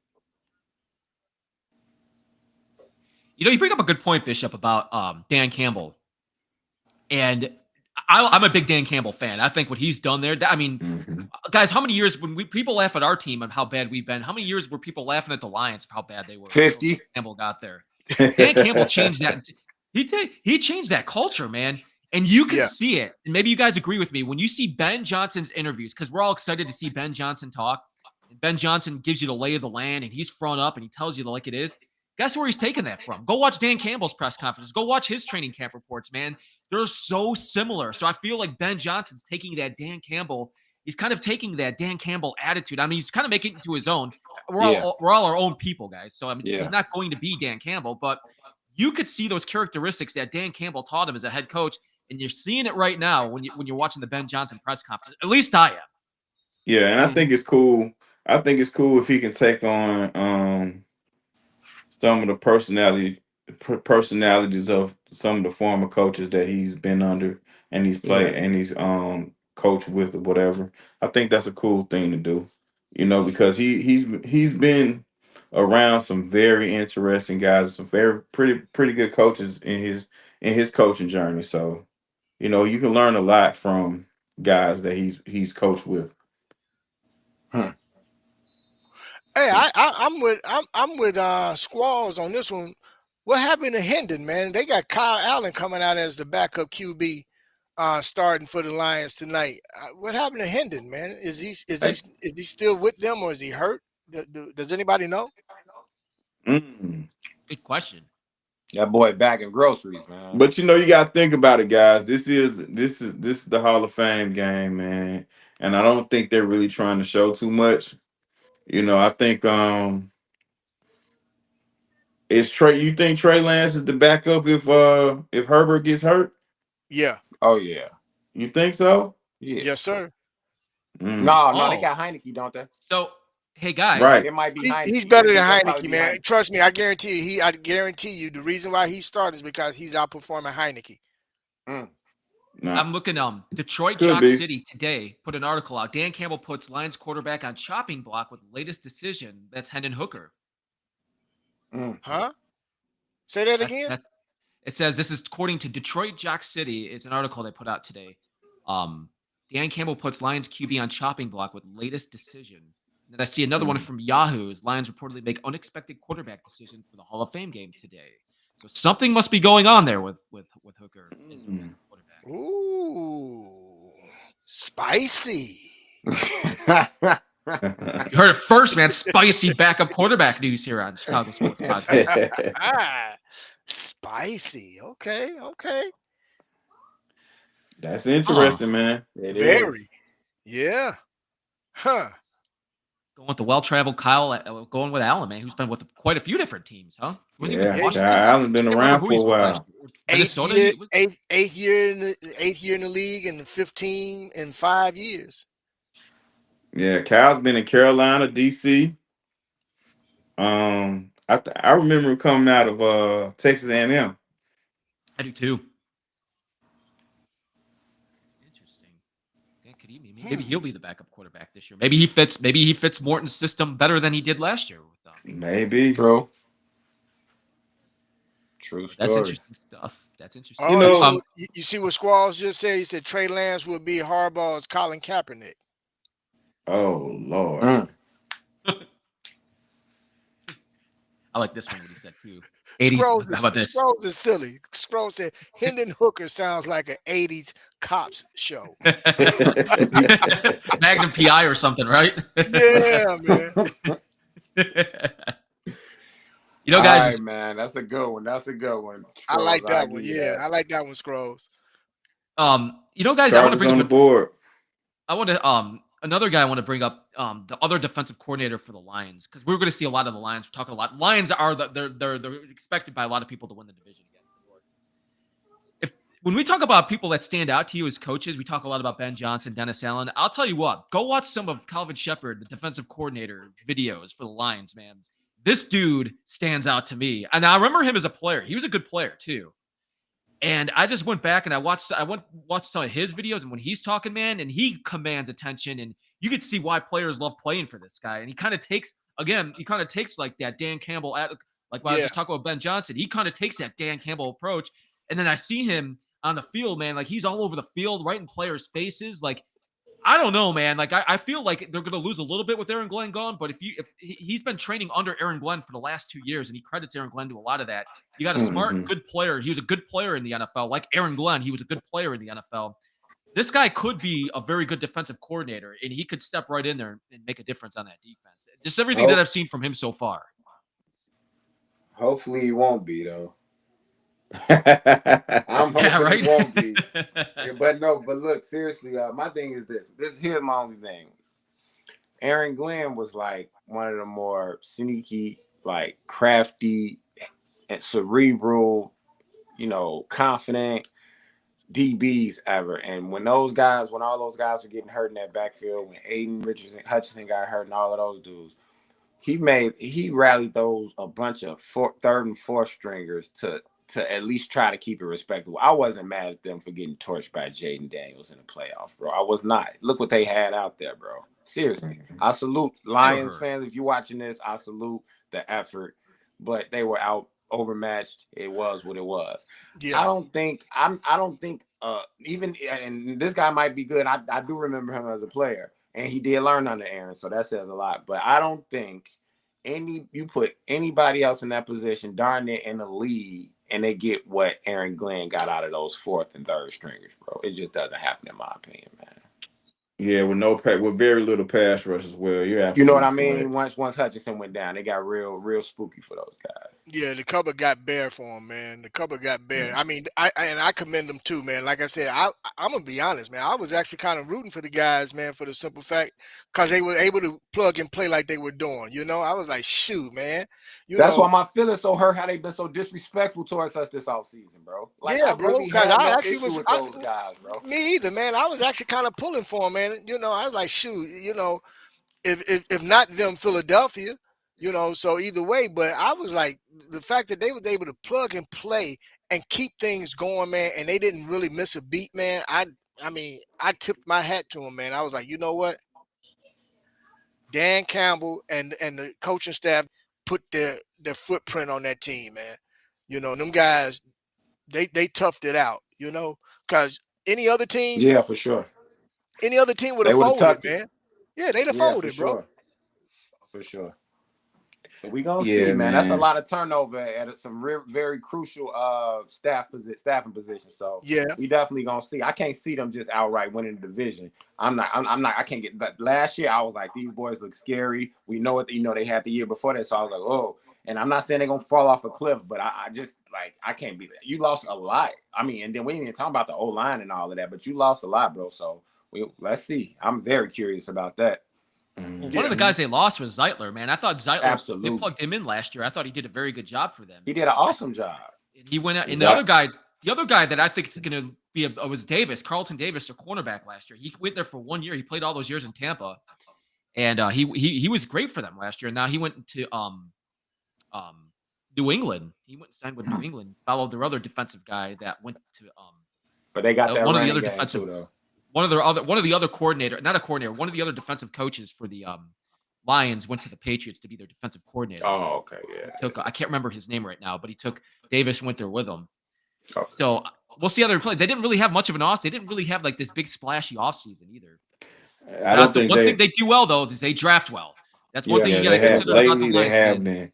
Lately, they have been. Lately, they've drafted pretty. They've drafted damn good lately. Um, Carlton Davis. I'm He curious to see how Aiden Hutchinson bounces back yeah for them as well. yeah. I mean, the Lions toward the end of the year, man. They had a tough go at it, man. You know, getting as far as they got and not being able to have all your bullets. It's simple. It's kind of like similar to when the Bears went all the way to the Super Bowl without Tommy Harris and Mike Brown. Man. You know, I that was forgot about it's that. real deflating, man. You know, you Yeah, wanna play the game. You want to play the most important game of the year with all your weapons at your disposal, man. And it was just unfortunate that you know we didn't have ours and the Lions didn't have theirs. Yeah. The guy they drafted, guys. I was looking at their draft. I forgot about this. Tate Ratledge from Georgia was their second round pick. Wasn't he? Wasn't he projected Mhm. to be in the first? Some people had him in first round mock drafts. Yeah, they had a high grade on him. Mm-hmm. well, there was a few guys that slid to the second round that had first round um, grades on. I mean, we got one of them in Luther Burden, man, because he had a first round grade on him as well. You know, man, I will say this with regard to the Detroit Lions. Yeah, we're competitors and we definitely want to. But if you really think about it, man, like Annie up said, for 50 years, man, they've been in the toilet for 50 years, Mm-hmm. bro. And I remember when everybody mocked Dan Campbell at his introduction presser when he was talking about biting kneecaps, and everybody thought that was real funny, man. You know, and I sat back and I listened to that, man, and I was like, I just look at Dan Campbell as kind of a throwback type of dude, you know. And that team took on an identity, man. And now when you talk about him, everybody's speaking high regards for him, man. So Yeah. this is gonna be that season, though, man. I don't, the question is, and I'm gonna ask this to you guys as well as to those out in the chat. Do you think that the Lions missed their window, though? Mm. I'm going to say no. I think there's too much talent on that team, and especially with they're all coming back healthy right now. Now the coordinators, that's a big. We were just talking about them. That's a big question. But I think when you still look at that offense, man, with those running backs and Loaded. the receivers that They they have, loaded, and bro. Laporta is their tight. I think Laporta is one of the 5 best tight ends in football right now. They loaded, I bro. I I just have a hard time thinking that they missed out on that. Now, I mean, and that can all change this year, but I still think they have all that talent on that team. And with a healthy Hutchinson coming back, that guy's a game wrecker too. Yeah. I don't know, man. I still think they're about a 10-11 win team, even if they don't win as many games as last year. I Um, respect it. they may not have lost. I mean, they may not have missed their window, but they're definitely on the downside of it. You know, for the last few years they've been on this incline, but I think they may have peaked, man. And you know, when you have success like that, of course you're gonna lose players, you're gonna lose coaches. Hmm. Um, but what's up? What's most important are the coaches that you lose. Hmm. You know, losing the top OC and then losing one of the top DCs all in 1 year, that's a lot to kind of recover from in just 1 year's time. You know, and then you have to look at it this way. You have to look, well, I have an injury riddled group here. Because as you get older, guys don't get healthier. You know, let's keep it real. As players get older, they don't get healthier. Usually as they get older, they get hurt a lot more. Breaking down a little more. Yeah. On paper, very impressive group, you know, on both sides of the ball. But can this coach get out of them what Ben Johnson did? Because everyone doesn't like change. That's a human thing, right? Everyone doesn't adapt to change, like they should. That's a human thing. These players are human. It's because the Lions are going to have to change up certain things because of what they've lost. So we're going to see how they can adapt to change. Let's see if these players buy in like they bought in to Ben Johnson. Yeah. By the way, This guys, is go for sorry, it, man. brother. I was going to tell you their schedule of the first few. I was just taking a look at their schedule right now. Listen to the schedule they have. Mm-hmm. If you want to talk about a tough schedule, hold on, let me pull it back up here. Okay, the first game. So their first game is the Packers. I think it's the Packers. Yeah. So the first game is in Green Bay. Mm-hmm. Then their second one they have is against the Bears, which is us. Their third game is the Ravens. Mm-hmm. The fourth game is the Browns, which that's the Browns are going to be really bad this year. But then they have the Bengals, the Chiefs, the Buccaneers, and the Vikings after that. Damn. I'm like, that is Okay. you want to talk about a schedule to start the season, man? That's a crazy hard schedule. So man. was that- that's what- Which that's is the where first- I was going. That's the first 6 games, Matt. Is that the first 6 games? That's the You first just 6 called games for them. Yeah. Damn. Which is where I was going. It's a lot easier to buy in when you're winning. What happens if the Lions just so happen to start off Oops. 0-3? Oops. He's gone. He's gone. I thought he had that. We'll talk about the Chargers here in a minute too, guys. As I figured we'll talk about the first quarter here about the Lions. Second quarter. Allen then threw a pick. Maybe they made the wrong decision there for their quarterback for their quarterback today. Keep making wrong decisions, guys. How about this? Dante says, Maybe get on the phone calling Hendon and say, "Hey, I apologize."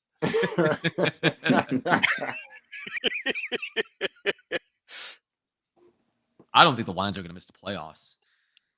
I guess anything's possible. Listen, that start for the Lions is going to be pivotal, man. Yeah, absolutely. And I say that because of the change. Change is cool when you got some wins to stack up on it. But when you start losing, people start looking at each other and looking at the coach like, hey, man, this ain't working. You remember last year what happened last time I did this? Stay talking about last year. You, man. So touchdown. What was that touchdown? Touchdown. Yeah. It's going to be interesting to see, man. I was looking around the NFL in general, man. I don't think I've seen a team with a harder schedule to start the season than that. That's pretty brutal. And I think we have a pretty tough schedule to start the season. That's nothing compared to the Lions. I mean, we all play the same people, but I don't think we come pretty much. The people in our division, we all play the same folk. The AFC North, I think, is going to be a very competitive division this year. That's going to be a tough division to play too. So Matt opened up Pandora's box. So I went ahead and decided I wanted to see who the Packers play their first 6 games. So they opened up the season against the Lions, of course. Then they got the Commanders. Then they got the Browns. Then they have the Cowboys, the Bengals, and then the Cardinals. That's their first 6. That's not as bad. Yeah, that's pretty tough, but I don't think that's as bad as the Lions. Do you guys think so? No. Cardinals, those are some winnable games. The Cardinals, the Cowboys. I don't know what the Cowboys are going to be like this year. There's a team that I have no idea, no clue. Poo-poo. That's what they're going to be. Poo-poo. Brian Schottenheimer, coach, man? Is he a head coach? I have no idea. Poo-poo. Is he a poo-poo head coach? We don't know, man. But look, I'm going to tell you right now, if they don't get things squared away with Micah Parsons, and right now it does not look good, they could very well be on getting ready to struggle. Yeah, they got a lot to figure out over there. I mean, they do.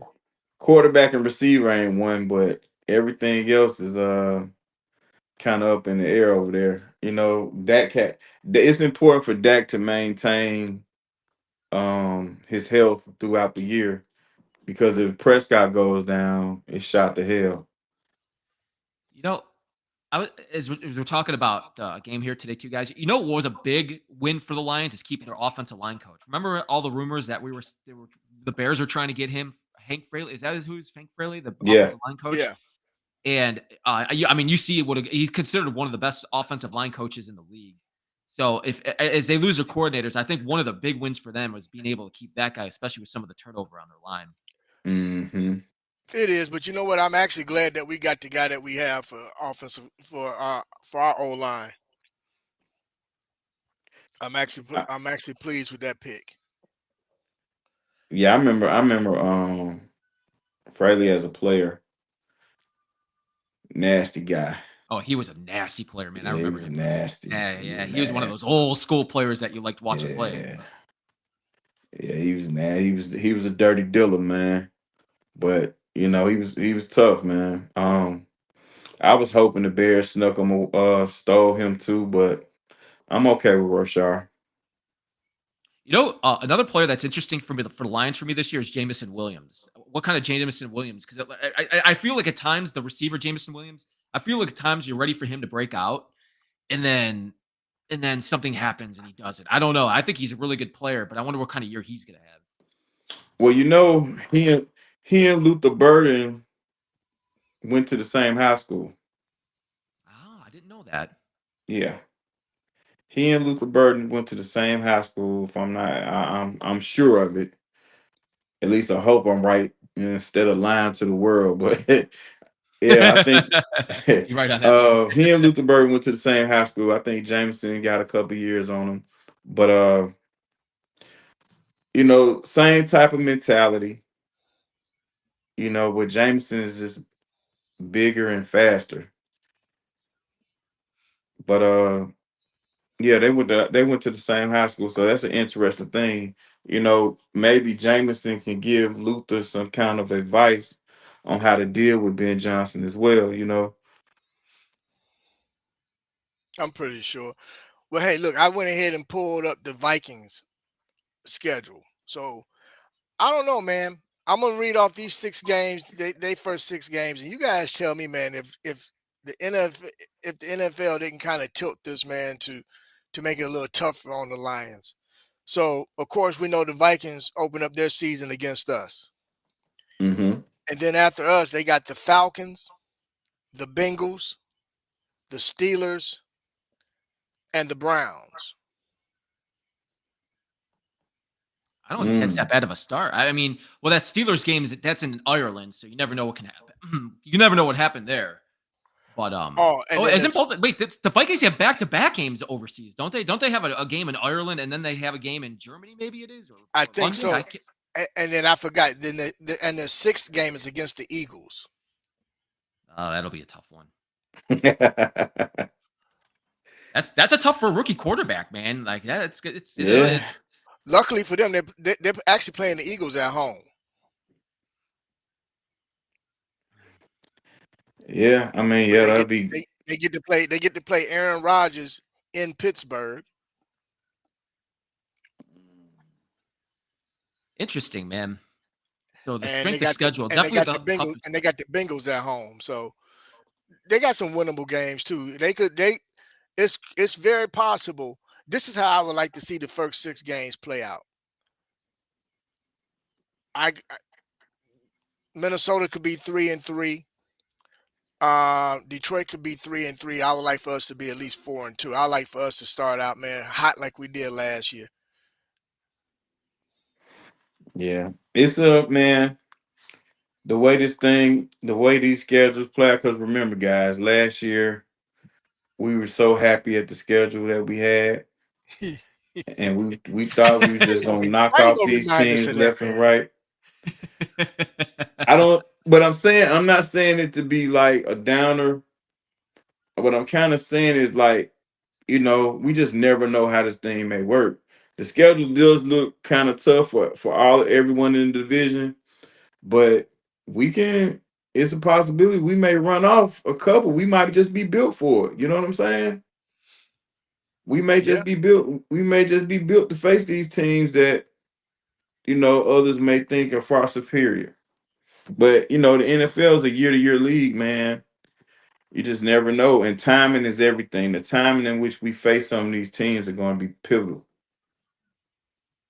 I like that we start off right away with the Vikings and the Lions, the first two games of the year.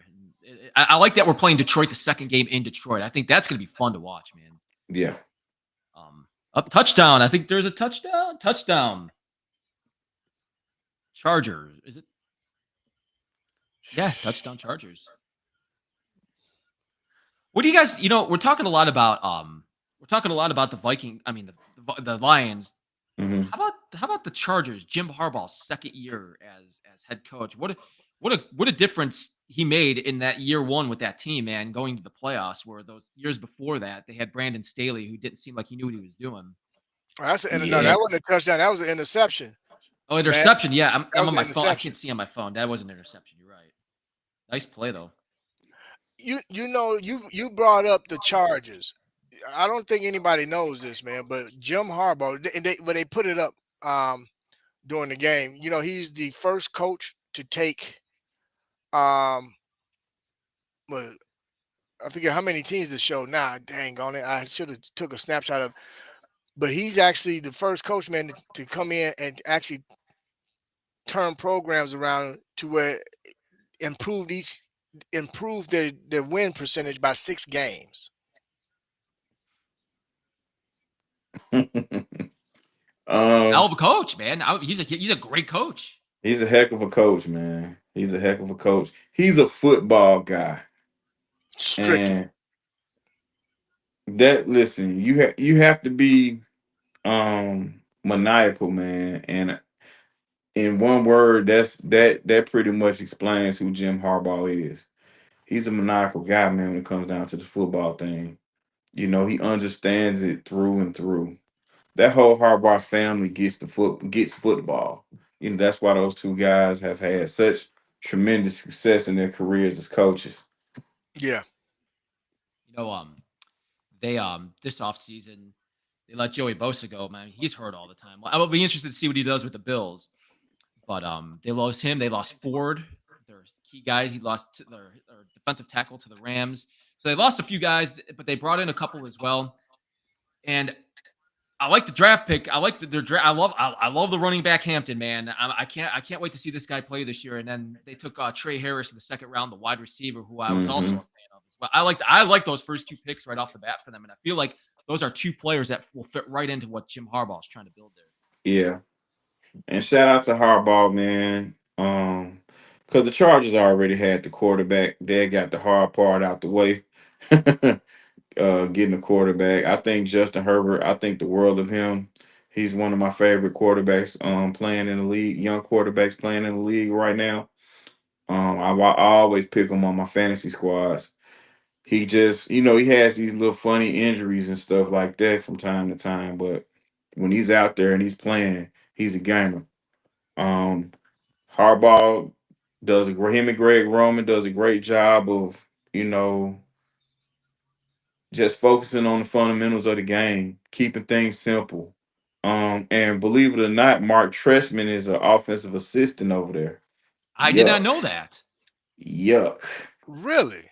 Yeah, that's Yuck. news to me. I didn't know that either. Yuck. But yeah, Mark he's Trestman, there's a name. Whew. Wow. I didn't think yeah. we would Wow. be talking about him tonight. Really? Yeah, End Wow. of but the first quarter, by the way. the Chargers are in a pretty they're in a pretty tough situation. I think having to deal with Kansas City twice a year.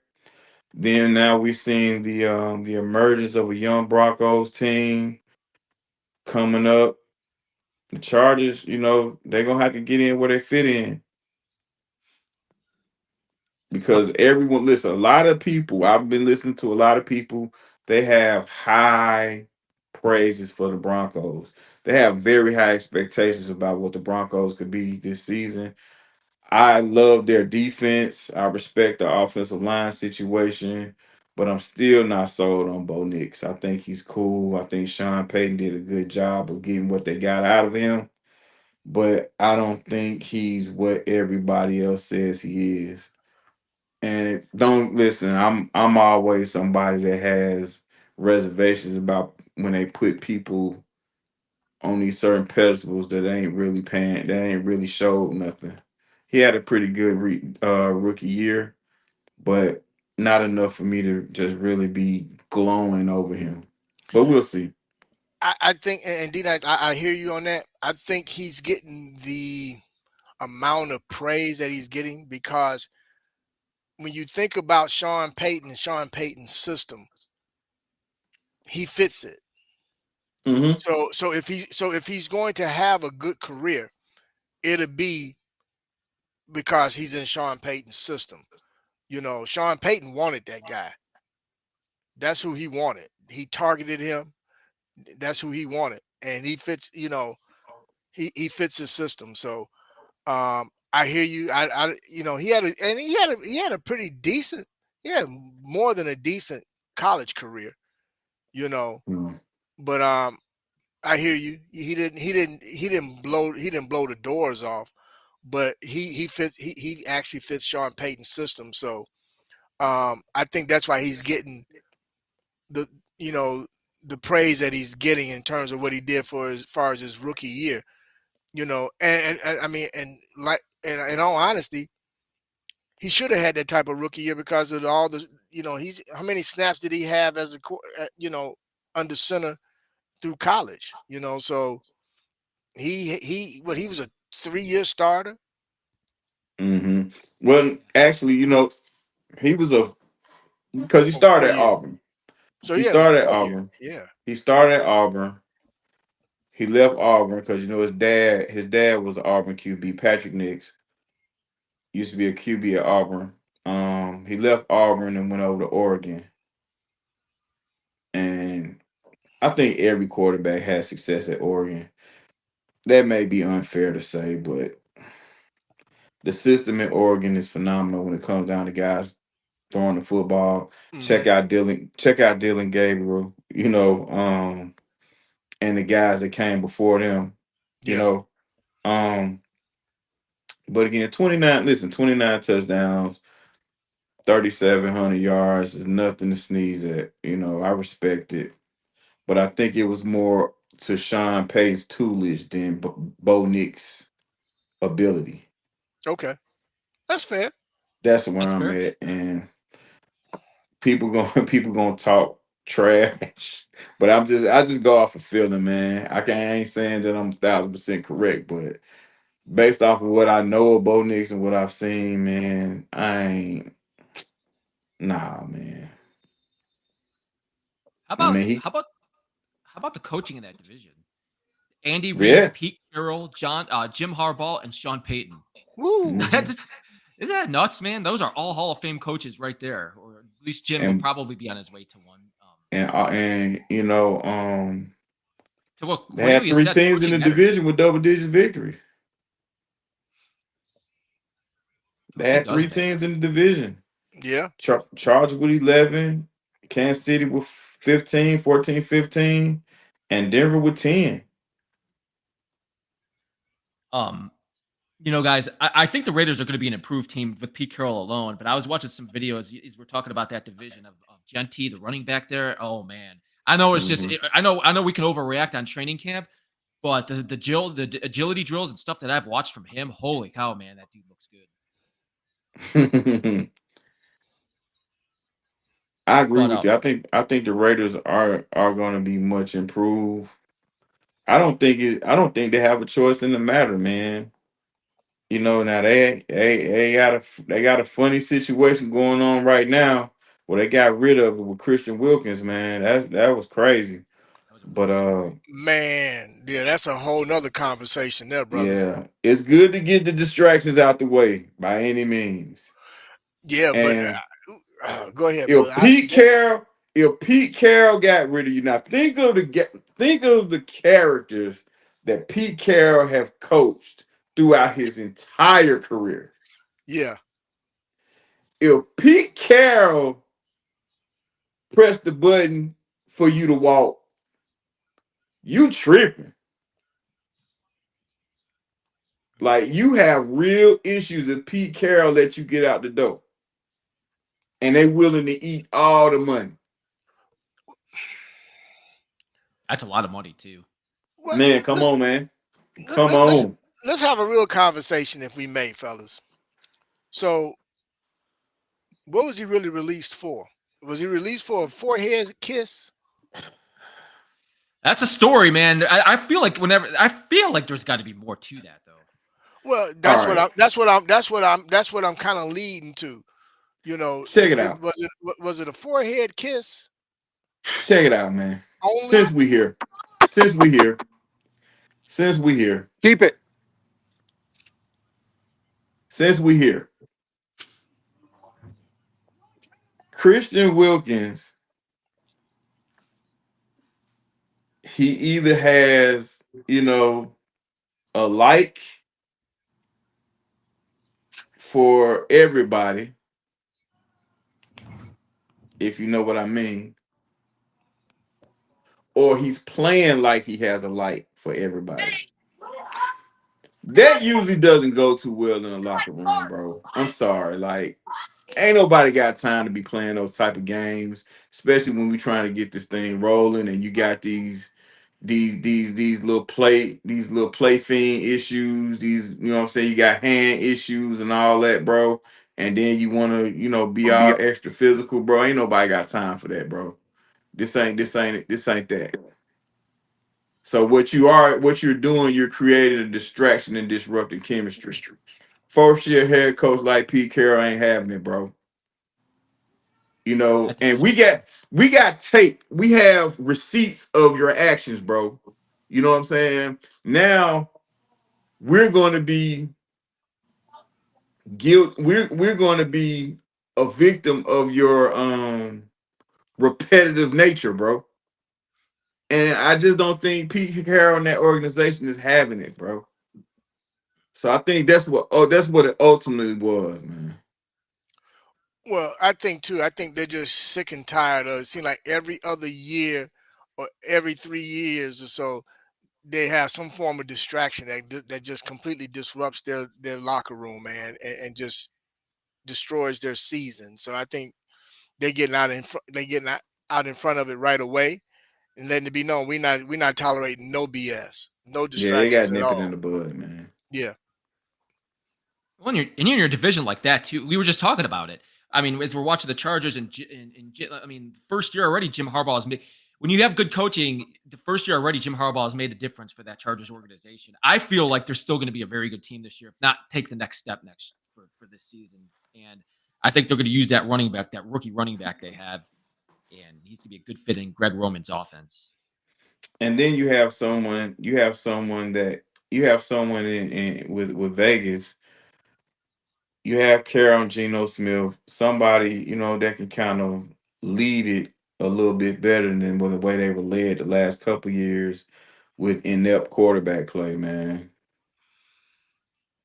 When it comes down to the Raiders. But Hmm. this division I think this division is gonna be just as tough as the ones that we spoke of earlier, including ours, man.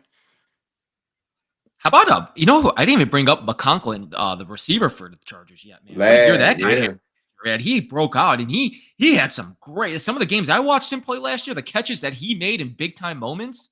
I'm Yeah. like, that dude proved, man. He proved. I'm like, that's one of the better receivers in the league going into the year number 2, or can be an Yeah. opportunity to be like a top 5, top 10 receiver in the league 1,100 yards, man, as a rookie.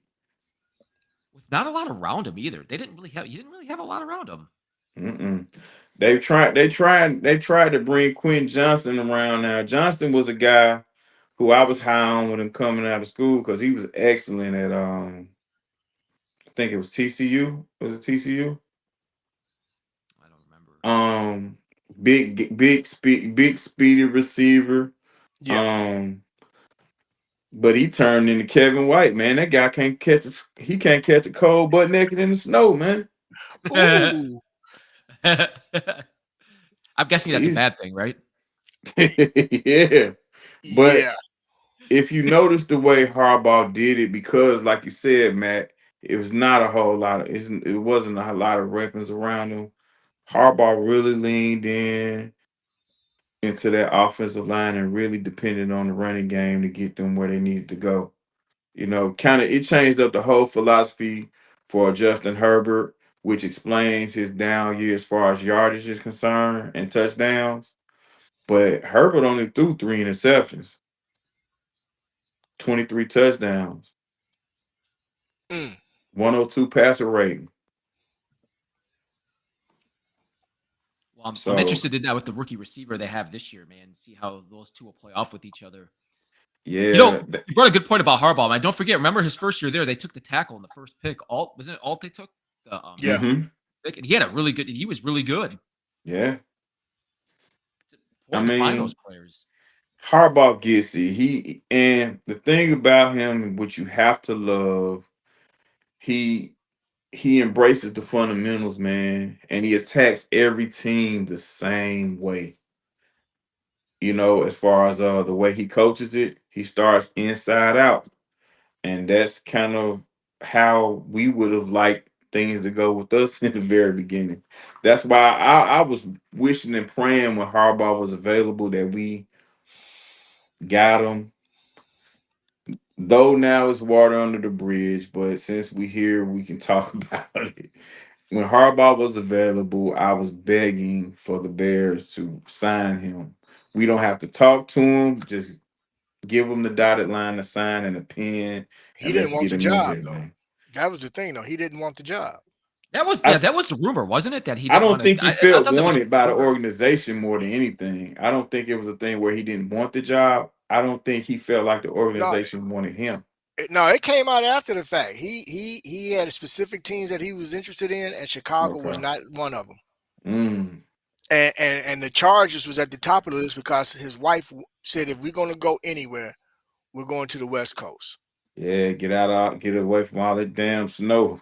Yeah, she did not want to be dealing with no cold weather at all. So Yeah.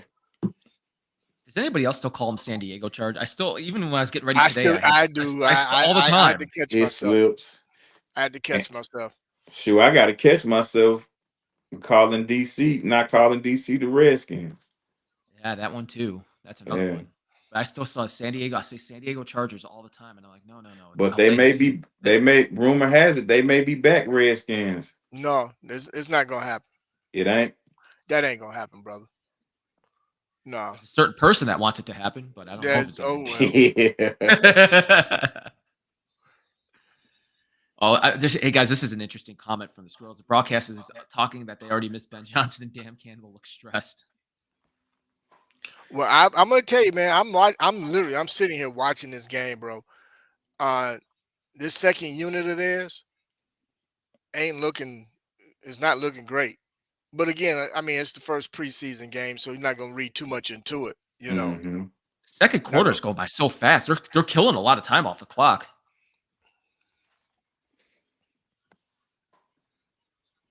I'm trying to see Yeah, here. like these Hall of Fame game, man, is you know, I'll worry if I'm a Detroit fan, I would worry first if down. Jared Goff and the boys are in this predicament, in a preseason game later on, in the month. I would be concerned if you see Jared Goff and company looking pedestrian like this.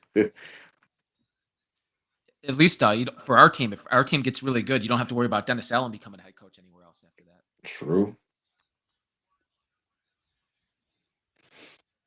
Which I'm excited to see him, man. I'm excited to see Dennis Allen just as a defensive coordinator because he's so good at it instead of head coach. Well, look, I'm excited to see what he does with this personnel He's got the players, man. because Yeah. he's got every piece that you can ask for that I think is just tailor made for his defense, man. I don't think he's had a defense like this in a long time. And I think he's kind of like a kid in a candy store right now. Mm. He's definitely chomping at the bit, man. Detroit just scored. And Antioch raised some concerns, and rightfully so, about the defensive end position.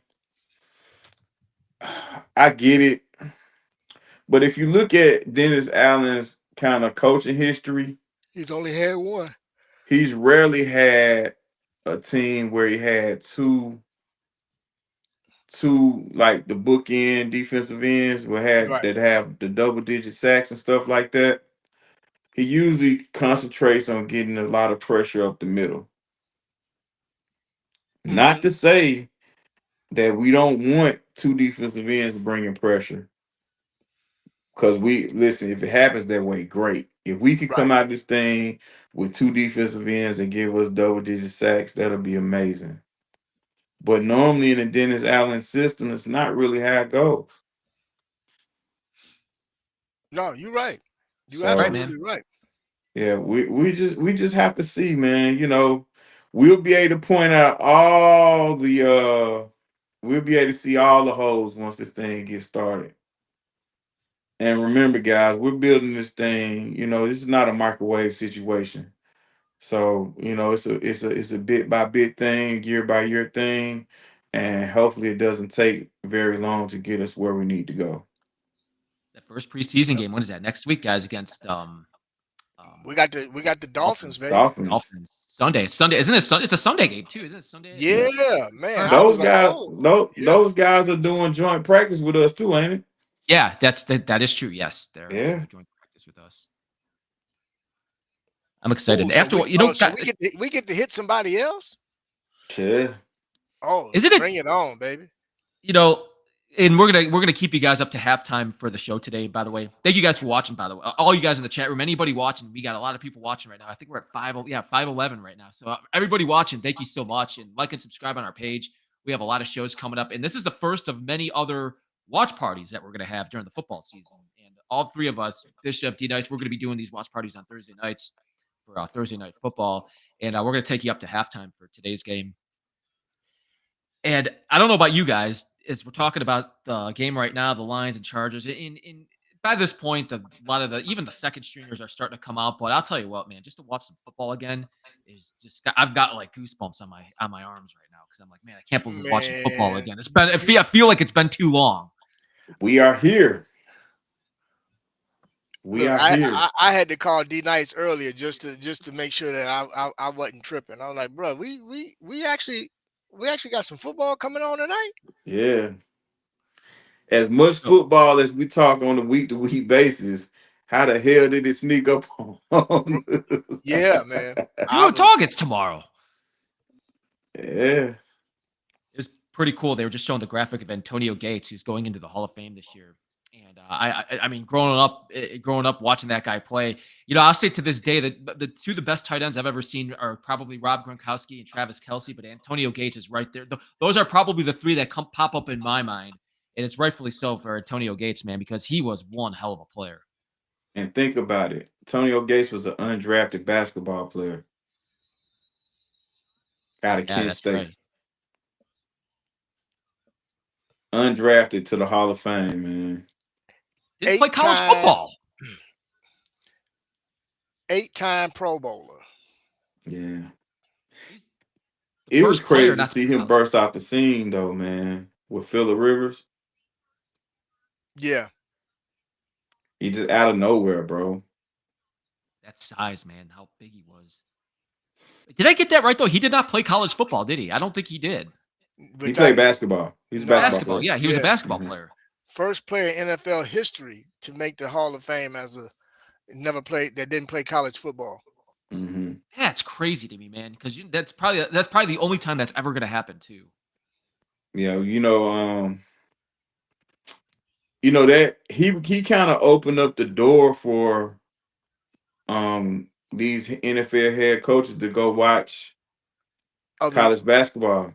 yep. Because Look at you had Jimmy athletes. Graham. Jimmy Graham was a basketball player, but he also played football.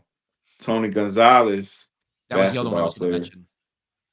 Yeah. That guy would be right there. That would be another tight end that kind of changed the game And for tight ends. I'm gonna tell you another guy. One of our guys in the front office, King. Is he a scout? For us. Played at Virginia Tech. Um, last name King. I think he's a area. He was an area scout, but he's I think they moved him up. Mm-hmm. Um,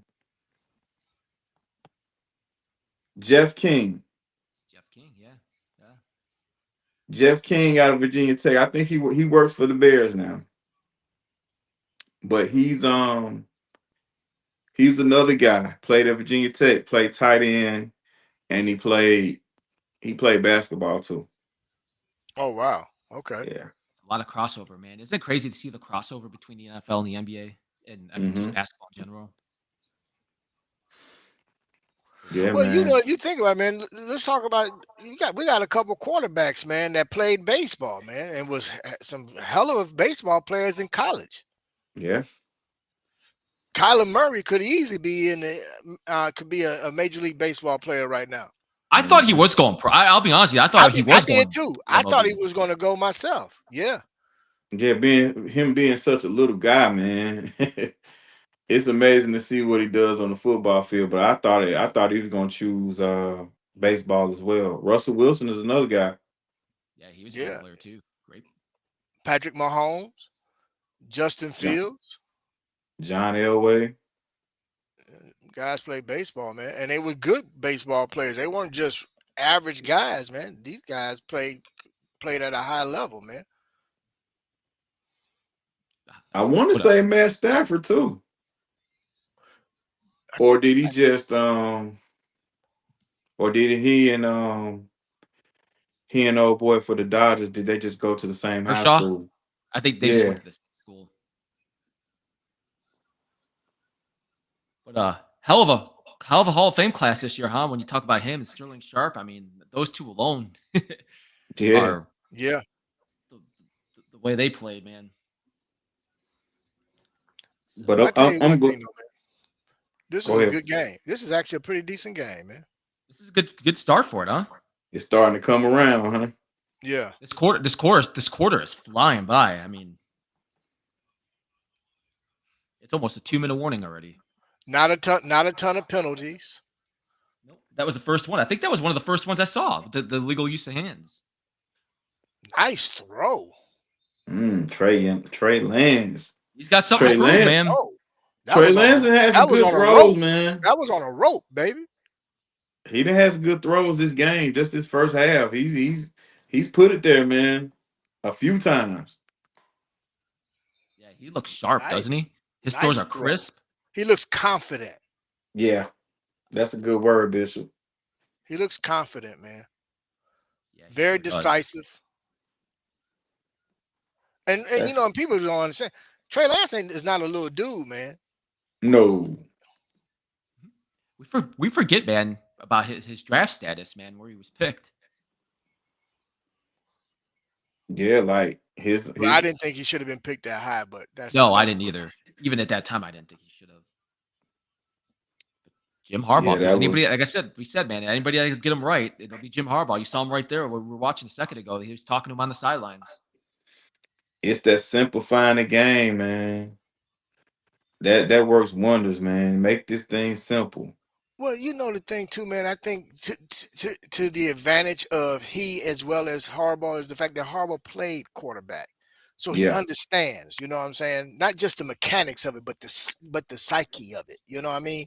yeah. How to tap in and say, "Hey, man, let me help you get your confidence back to." First of all, I believe in you.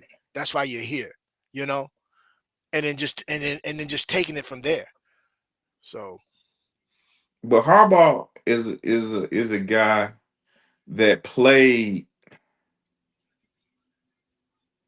like a Trey Lance.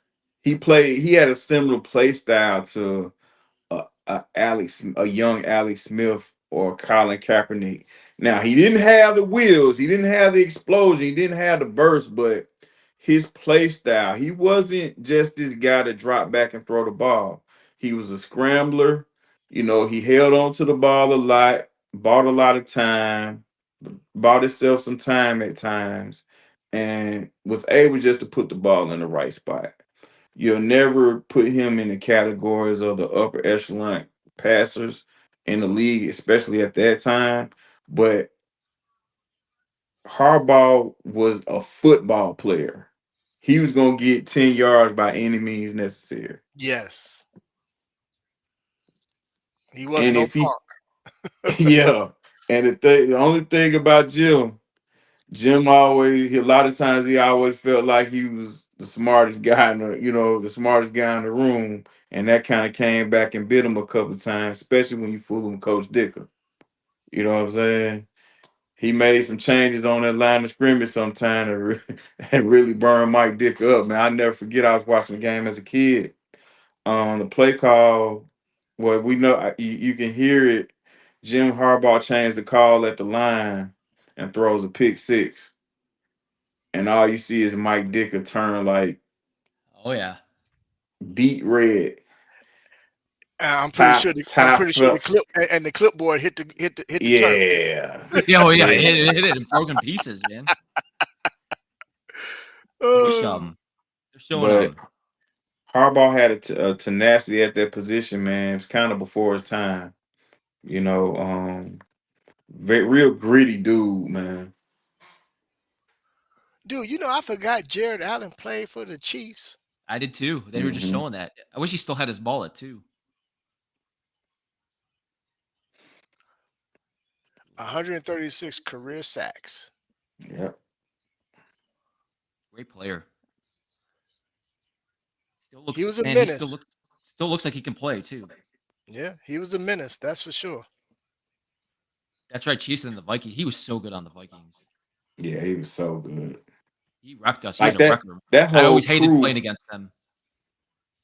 that whole Vikings front four was mean, man. They had a crew and that front four was nasty. Cause they had the Williams brothers, well, the Williams boys, and then they had Allen, and on the other side was who? Um. Oh wow. Hold on. Did him and Pep play together? Did Julius there I on believe he on, With on, was. us? on on Jared Allen's last year or two?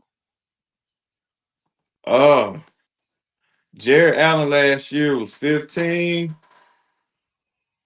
Nah, I think Pep might have been gone. Cause Jared Allen Allen only played finished, 1 year with us. yeah, Jared Allen finished the year in Carolina when they went to the dance and they played Denver. That was Jared Allen's last year. He Okay. finished with Carolina. Oh, I forgot he went there too. Hmm.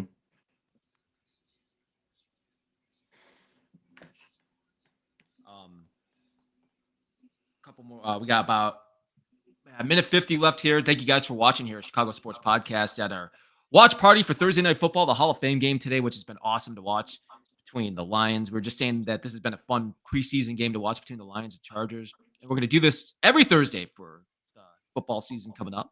So you guys can join us, like and subscribe on our YouTube page, and you'll get all the notifications about everything popping up on the Chicago Sports Podcast. And all you guys watching tonight, thank you so much to a lot of people in the chat. Like Scrolls and Cordelius, thank you guys. Cheryl was into giving us usually gives us our updates on baseball. There's no baseball tonight though.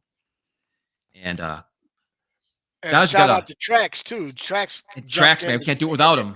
Yeah, he jumped in the chat for a hot minute too. So Yeah, thanks to Tracks, man. We can't do anything here without Tracks, man. So thank you for And the Tracks. crazy part of Jared Allen, his best year with the Vikings, he finished with 22 sacks. And I think they won maybe 4 or 5 games. I think it was 4 or 5 in 2011. I may have gave him too many games, but they were not. Yeah, they were 3-13, and he finished the year with 22 sacks. That's incredible. It's crazy. You're not gonna see anybody get 22 sacks. But Hendrickson had what, 19 last year? That or 18, 19? He was somewhere close to that. speaking And of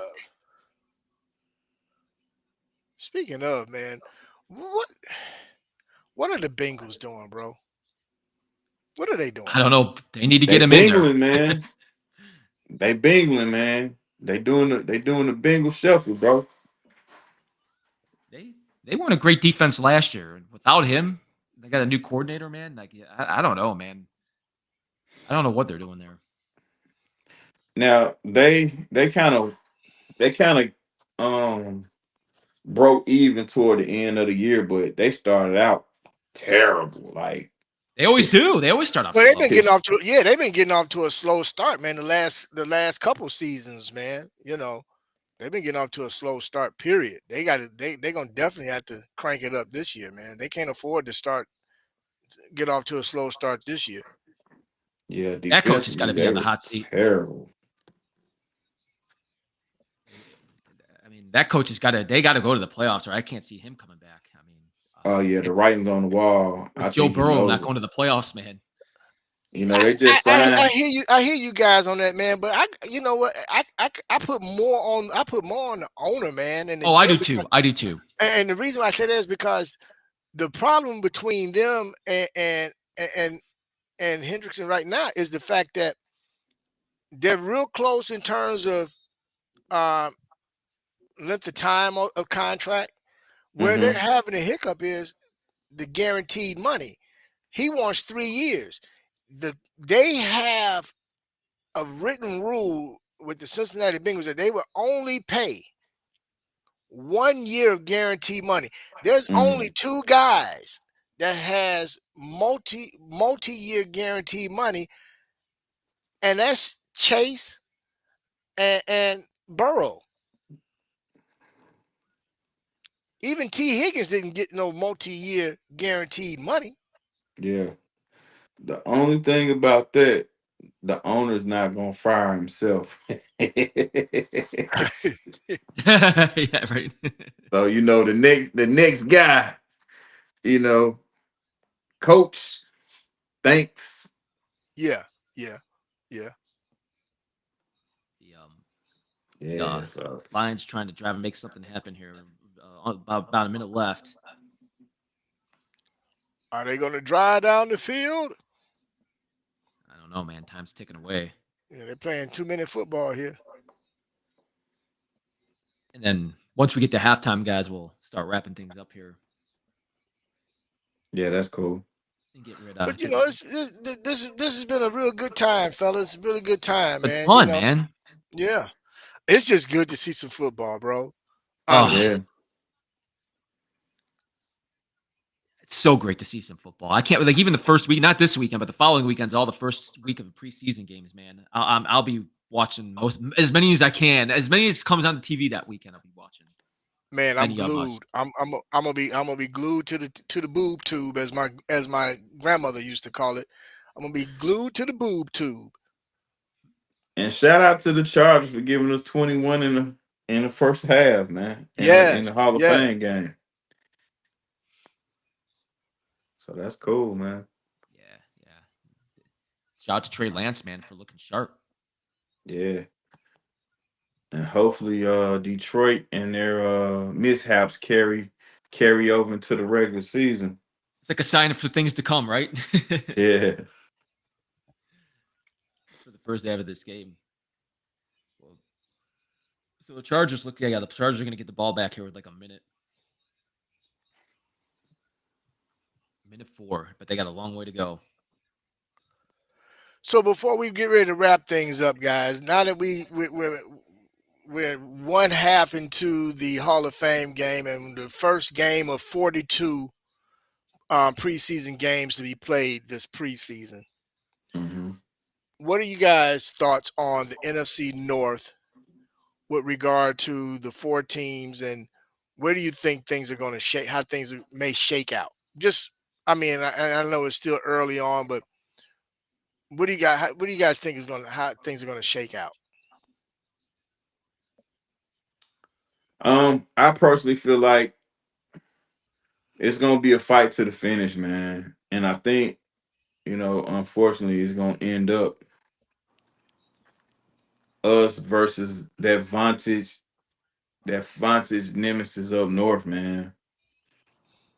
I hate the Packers, but I respect them, and I think the whole division is gonna be it's gonna be a thing. but I think it's gonna end up either us or them. I think that, And I I kind of gotta agree with you, man. I think they're flying under the radar. They're not really being talked about a lot, you know, right now. And you some going back to something you said, D Nice, about a month ago in terms of cohesion on that team, man. That's going to play a big. That's going to really play a big role going into the first 6 games of the season. I think that's what's going to really be the separation, is their cohesion, coaching staff, team wise as well. and they got players, man. Like they really have players. Like we can talk the talk and give them shit and deservedly so, but they have players, Yeah. and those guys that they have deserve respect. They have it on the D line. They have at the linebacker spot, and they also have it in the secondary from a defensive standpoint. On offensive side, you know who the quarterback is. People don't give him a lot of credit, but he does what he does. Running back, check, and he has a plethora of weapons over there, including two very good tight ends. So, And you I the mean, know, fact that they even went and drafted a wide receiver, something that they don't normally do in the first round, you know, says something too. yeah. And he's a weapon. And you got an offensive mind as a head coach, man. I like that draft pick too. I agree with you guys about the Packers. I think they can have a really good year. We'll see what Love does, but I think you're right. I think they're kind of flying because we keep talking about Vikings. We keep talking Vikings. Keep talking Lions, and What's I want up, to see the Packers fellas? do. What's up, fellas? So What's up, Trax? I'm up here at the Pro Football Hall of Fame game. I'm just showing a couple pictures right now. You got Bernie Kosar over there, and you've got my man RoboCop, Jim Thornton, aka Hmm. Bears tight end. Hmm. And over here, you've got Fred Evans and another RoboCop. So, yeah, man. You guys are keeping up with the game and everything. How's the game looking to you guys? Oh, it's a good game, man. Real good game. Better than expected. Trey Lance is looking good. yeah, it looks really Uh, good. he looks very confident. Jim Harbaugh has seemed to have sprinkled the special sauce on him, so he's looking good, man. Detroit is. I mean, everybody's playing their second units, but Detroit got off to a really rocky start, man. But they seem to be kind of picking things up now. I'll tell It you is what, officially there's a halftime. there's a sea full of blue and silver. I mean, this place is packed to the gills, but most of it is Lions. And I talked to Rich Deser, the CCO, Pro Football Hall of Fame guy, number 2 in command over here, and he told me they had a late minute entry, and this place is packed to the gills. There's way more people than there was last year when we went for the Mongo and Hester and all those guys and Peppers and Hmm. all that. It is packed to the gills, man, and it's buzz is exciting. I know the game doesn't count, but you sure would think that it counted to them and the fans because they're feeling, man, they're living it up. It's like, dude, football's back. You can feel it in the air. You could feel the buzz. It's great, man. So. And you know what? With the Lions, while you're, I bet you guys, you're well rounded in the NFL, especially with the NFC North. I bet you we saw a lot of those guys that are taking the field right now because what did they have? 14 or 17 guys injured last year, Darius? It was like a NFL record or one of the top amount of injuries Yeah. to ever grace a team. And they were still lighting it up with 30, 40 points with those guys that you're probably looking at right now on the field. It's crazy. Yeah, and those injuries happened in the most inopportune time for that team, man. It was terrible. Even right But now, then, isn't it, Darius and Keith and Coop? I think I've seen several injuries already by the Lions before even this game took place. Defensive linemen, I want to say some offensive guys too. I mean, it just, man, with that team when it rains. But you know what? Besides the Lions, I think the Steelers are the only ones that day one that they've got what do you call it? Live contact, practices. It's correct for training camp. It's like day one they start like full contact. It's crazy. Yeah. mm, What the heck? You guys got over 1,000 in the building right now? No, 700. My old eyes, and it's dark out here. Yeah, still 700 is pretty impressive, man. You guys are doing great. Yeah, we're actually about ready. Appreciate it, sir. Appreciate it, man. Appreciate it. Yeah, appreciate it, man. We're Yeah. getting ready to wrap everything up right now, man.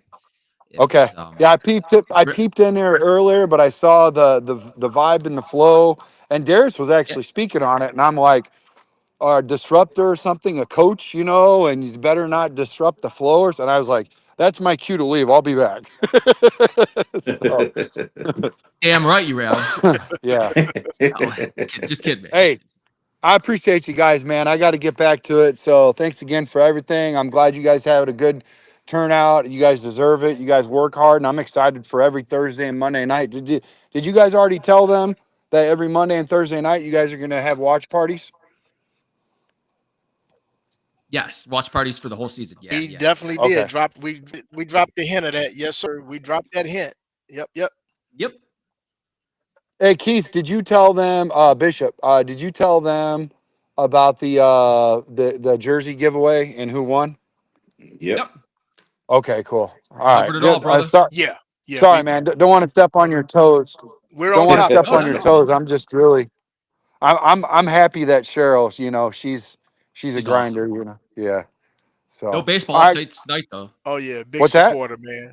Big supporter. Yeah, though no baseball updates tonight with both teams off. So I said next time she'll be right on top of that next time. She always is. Yeah, but we don't follow it as much, but I swear I don't know what Darius does with it with any other time he has left. But the Cubs picked up like 4 players or something, didn't they? Mm-hmm. And I don't know what the Sox did, but I was at least Traded Hauser. huh? They traded Hauser today. Their The Sox, Hauser the Sox did what the pitcher. Sox always do. They probably emptied house. Oh, Yep. damn! All right, hey Speaking of guys, thought, before I empty house, I'm gonna go so your numbers stay up. Okay, love you guys. Love, man. love you, Trax. All right, man. Appreciate you. Thanks for All right, everything, brother. All man. right. Didn't Thank you, man. didn't mean to be a disruptor. I just didn't know All how right, else brother. to do it. See you guys. Not at all. All right, bye. All right, man. Later, brother. It's all good. Final thoughts from you guys tonight, man. Yeah, final thoughts, Bishop. Final thoughts, D Nice. Well, my final thoughts, Well, man, is we got football, y'all. That's all I got to Hell yeah, we say. got yeah. football. I'm gonna let D Nice take us out tonight. We got football. Um, right on. Listen. Sentiment echo, brother. Thank God that football is back. Um, but since Trax threw the little baseball reference in there, man, RIP to the great Ryan Sandberg, man.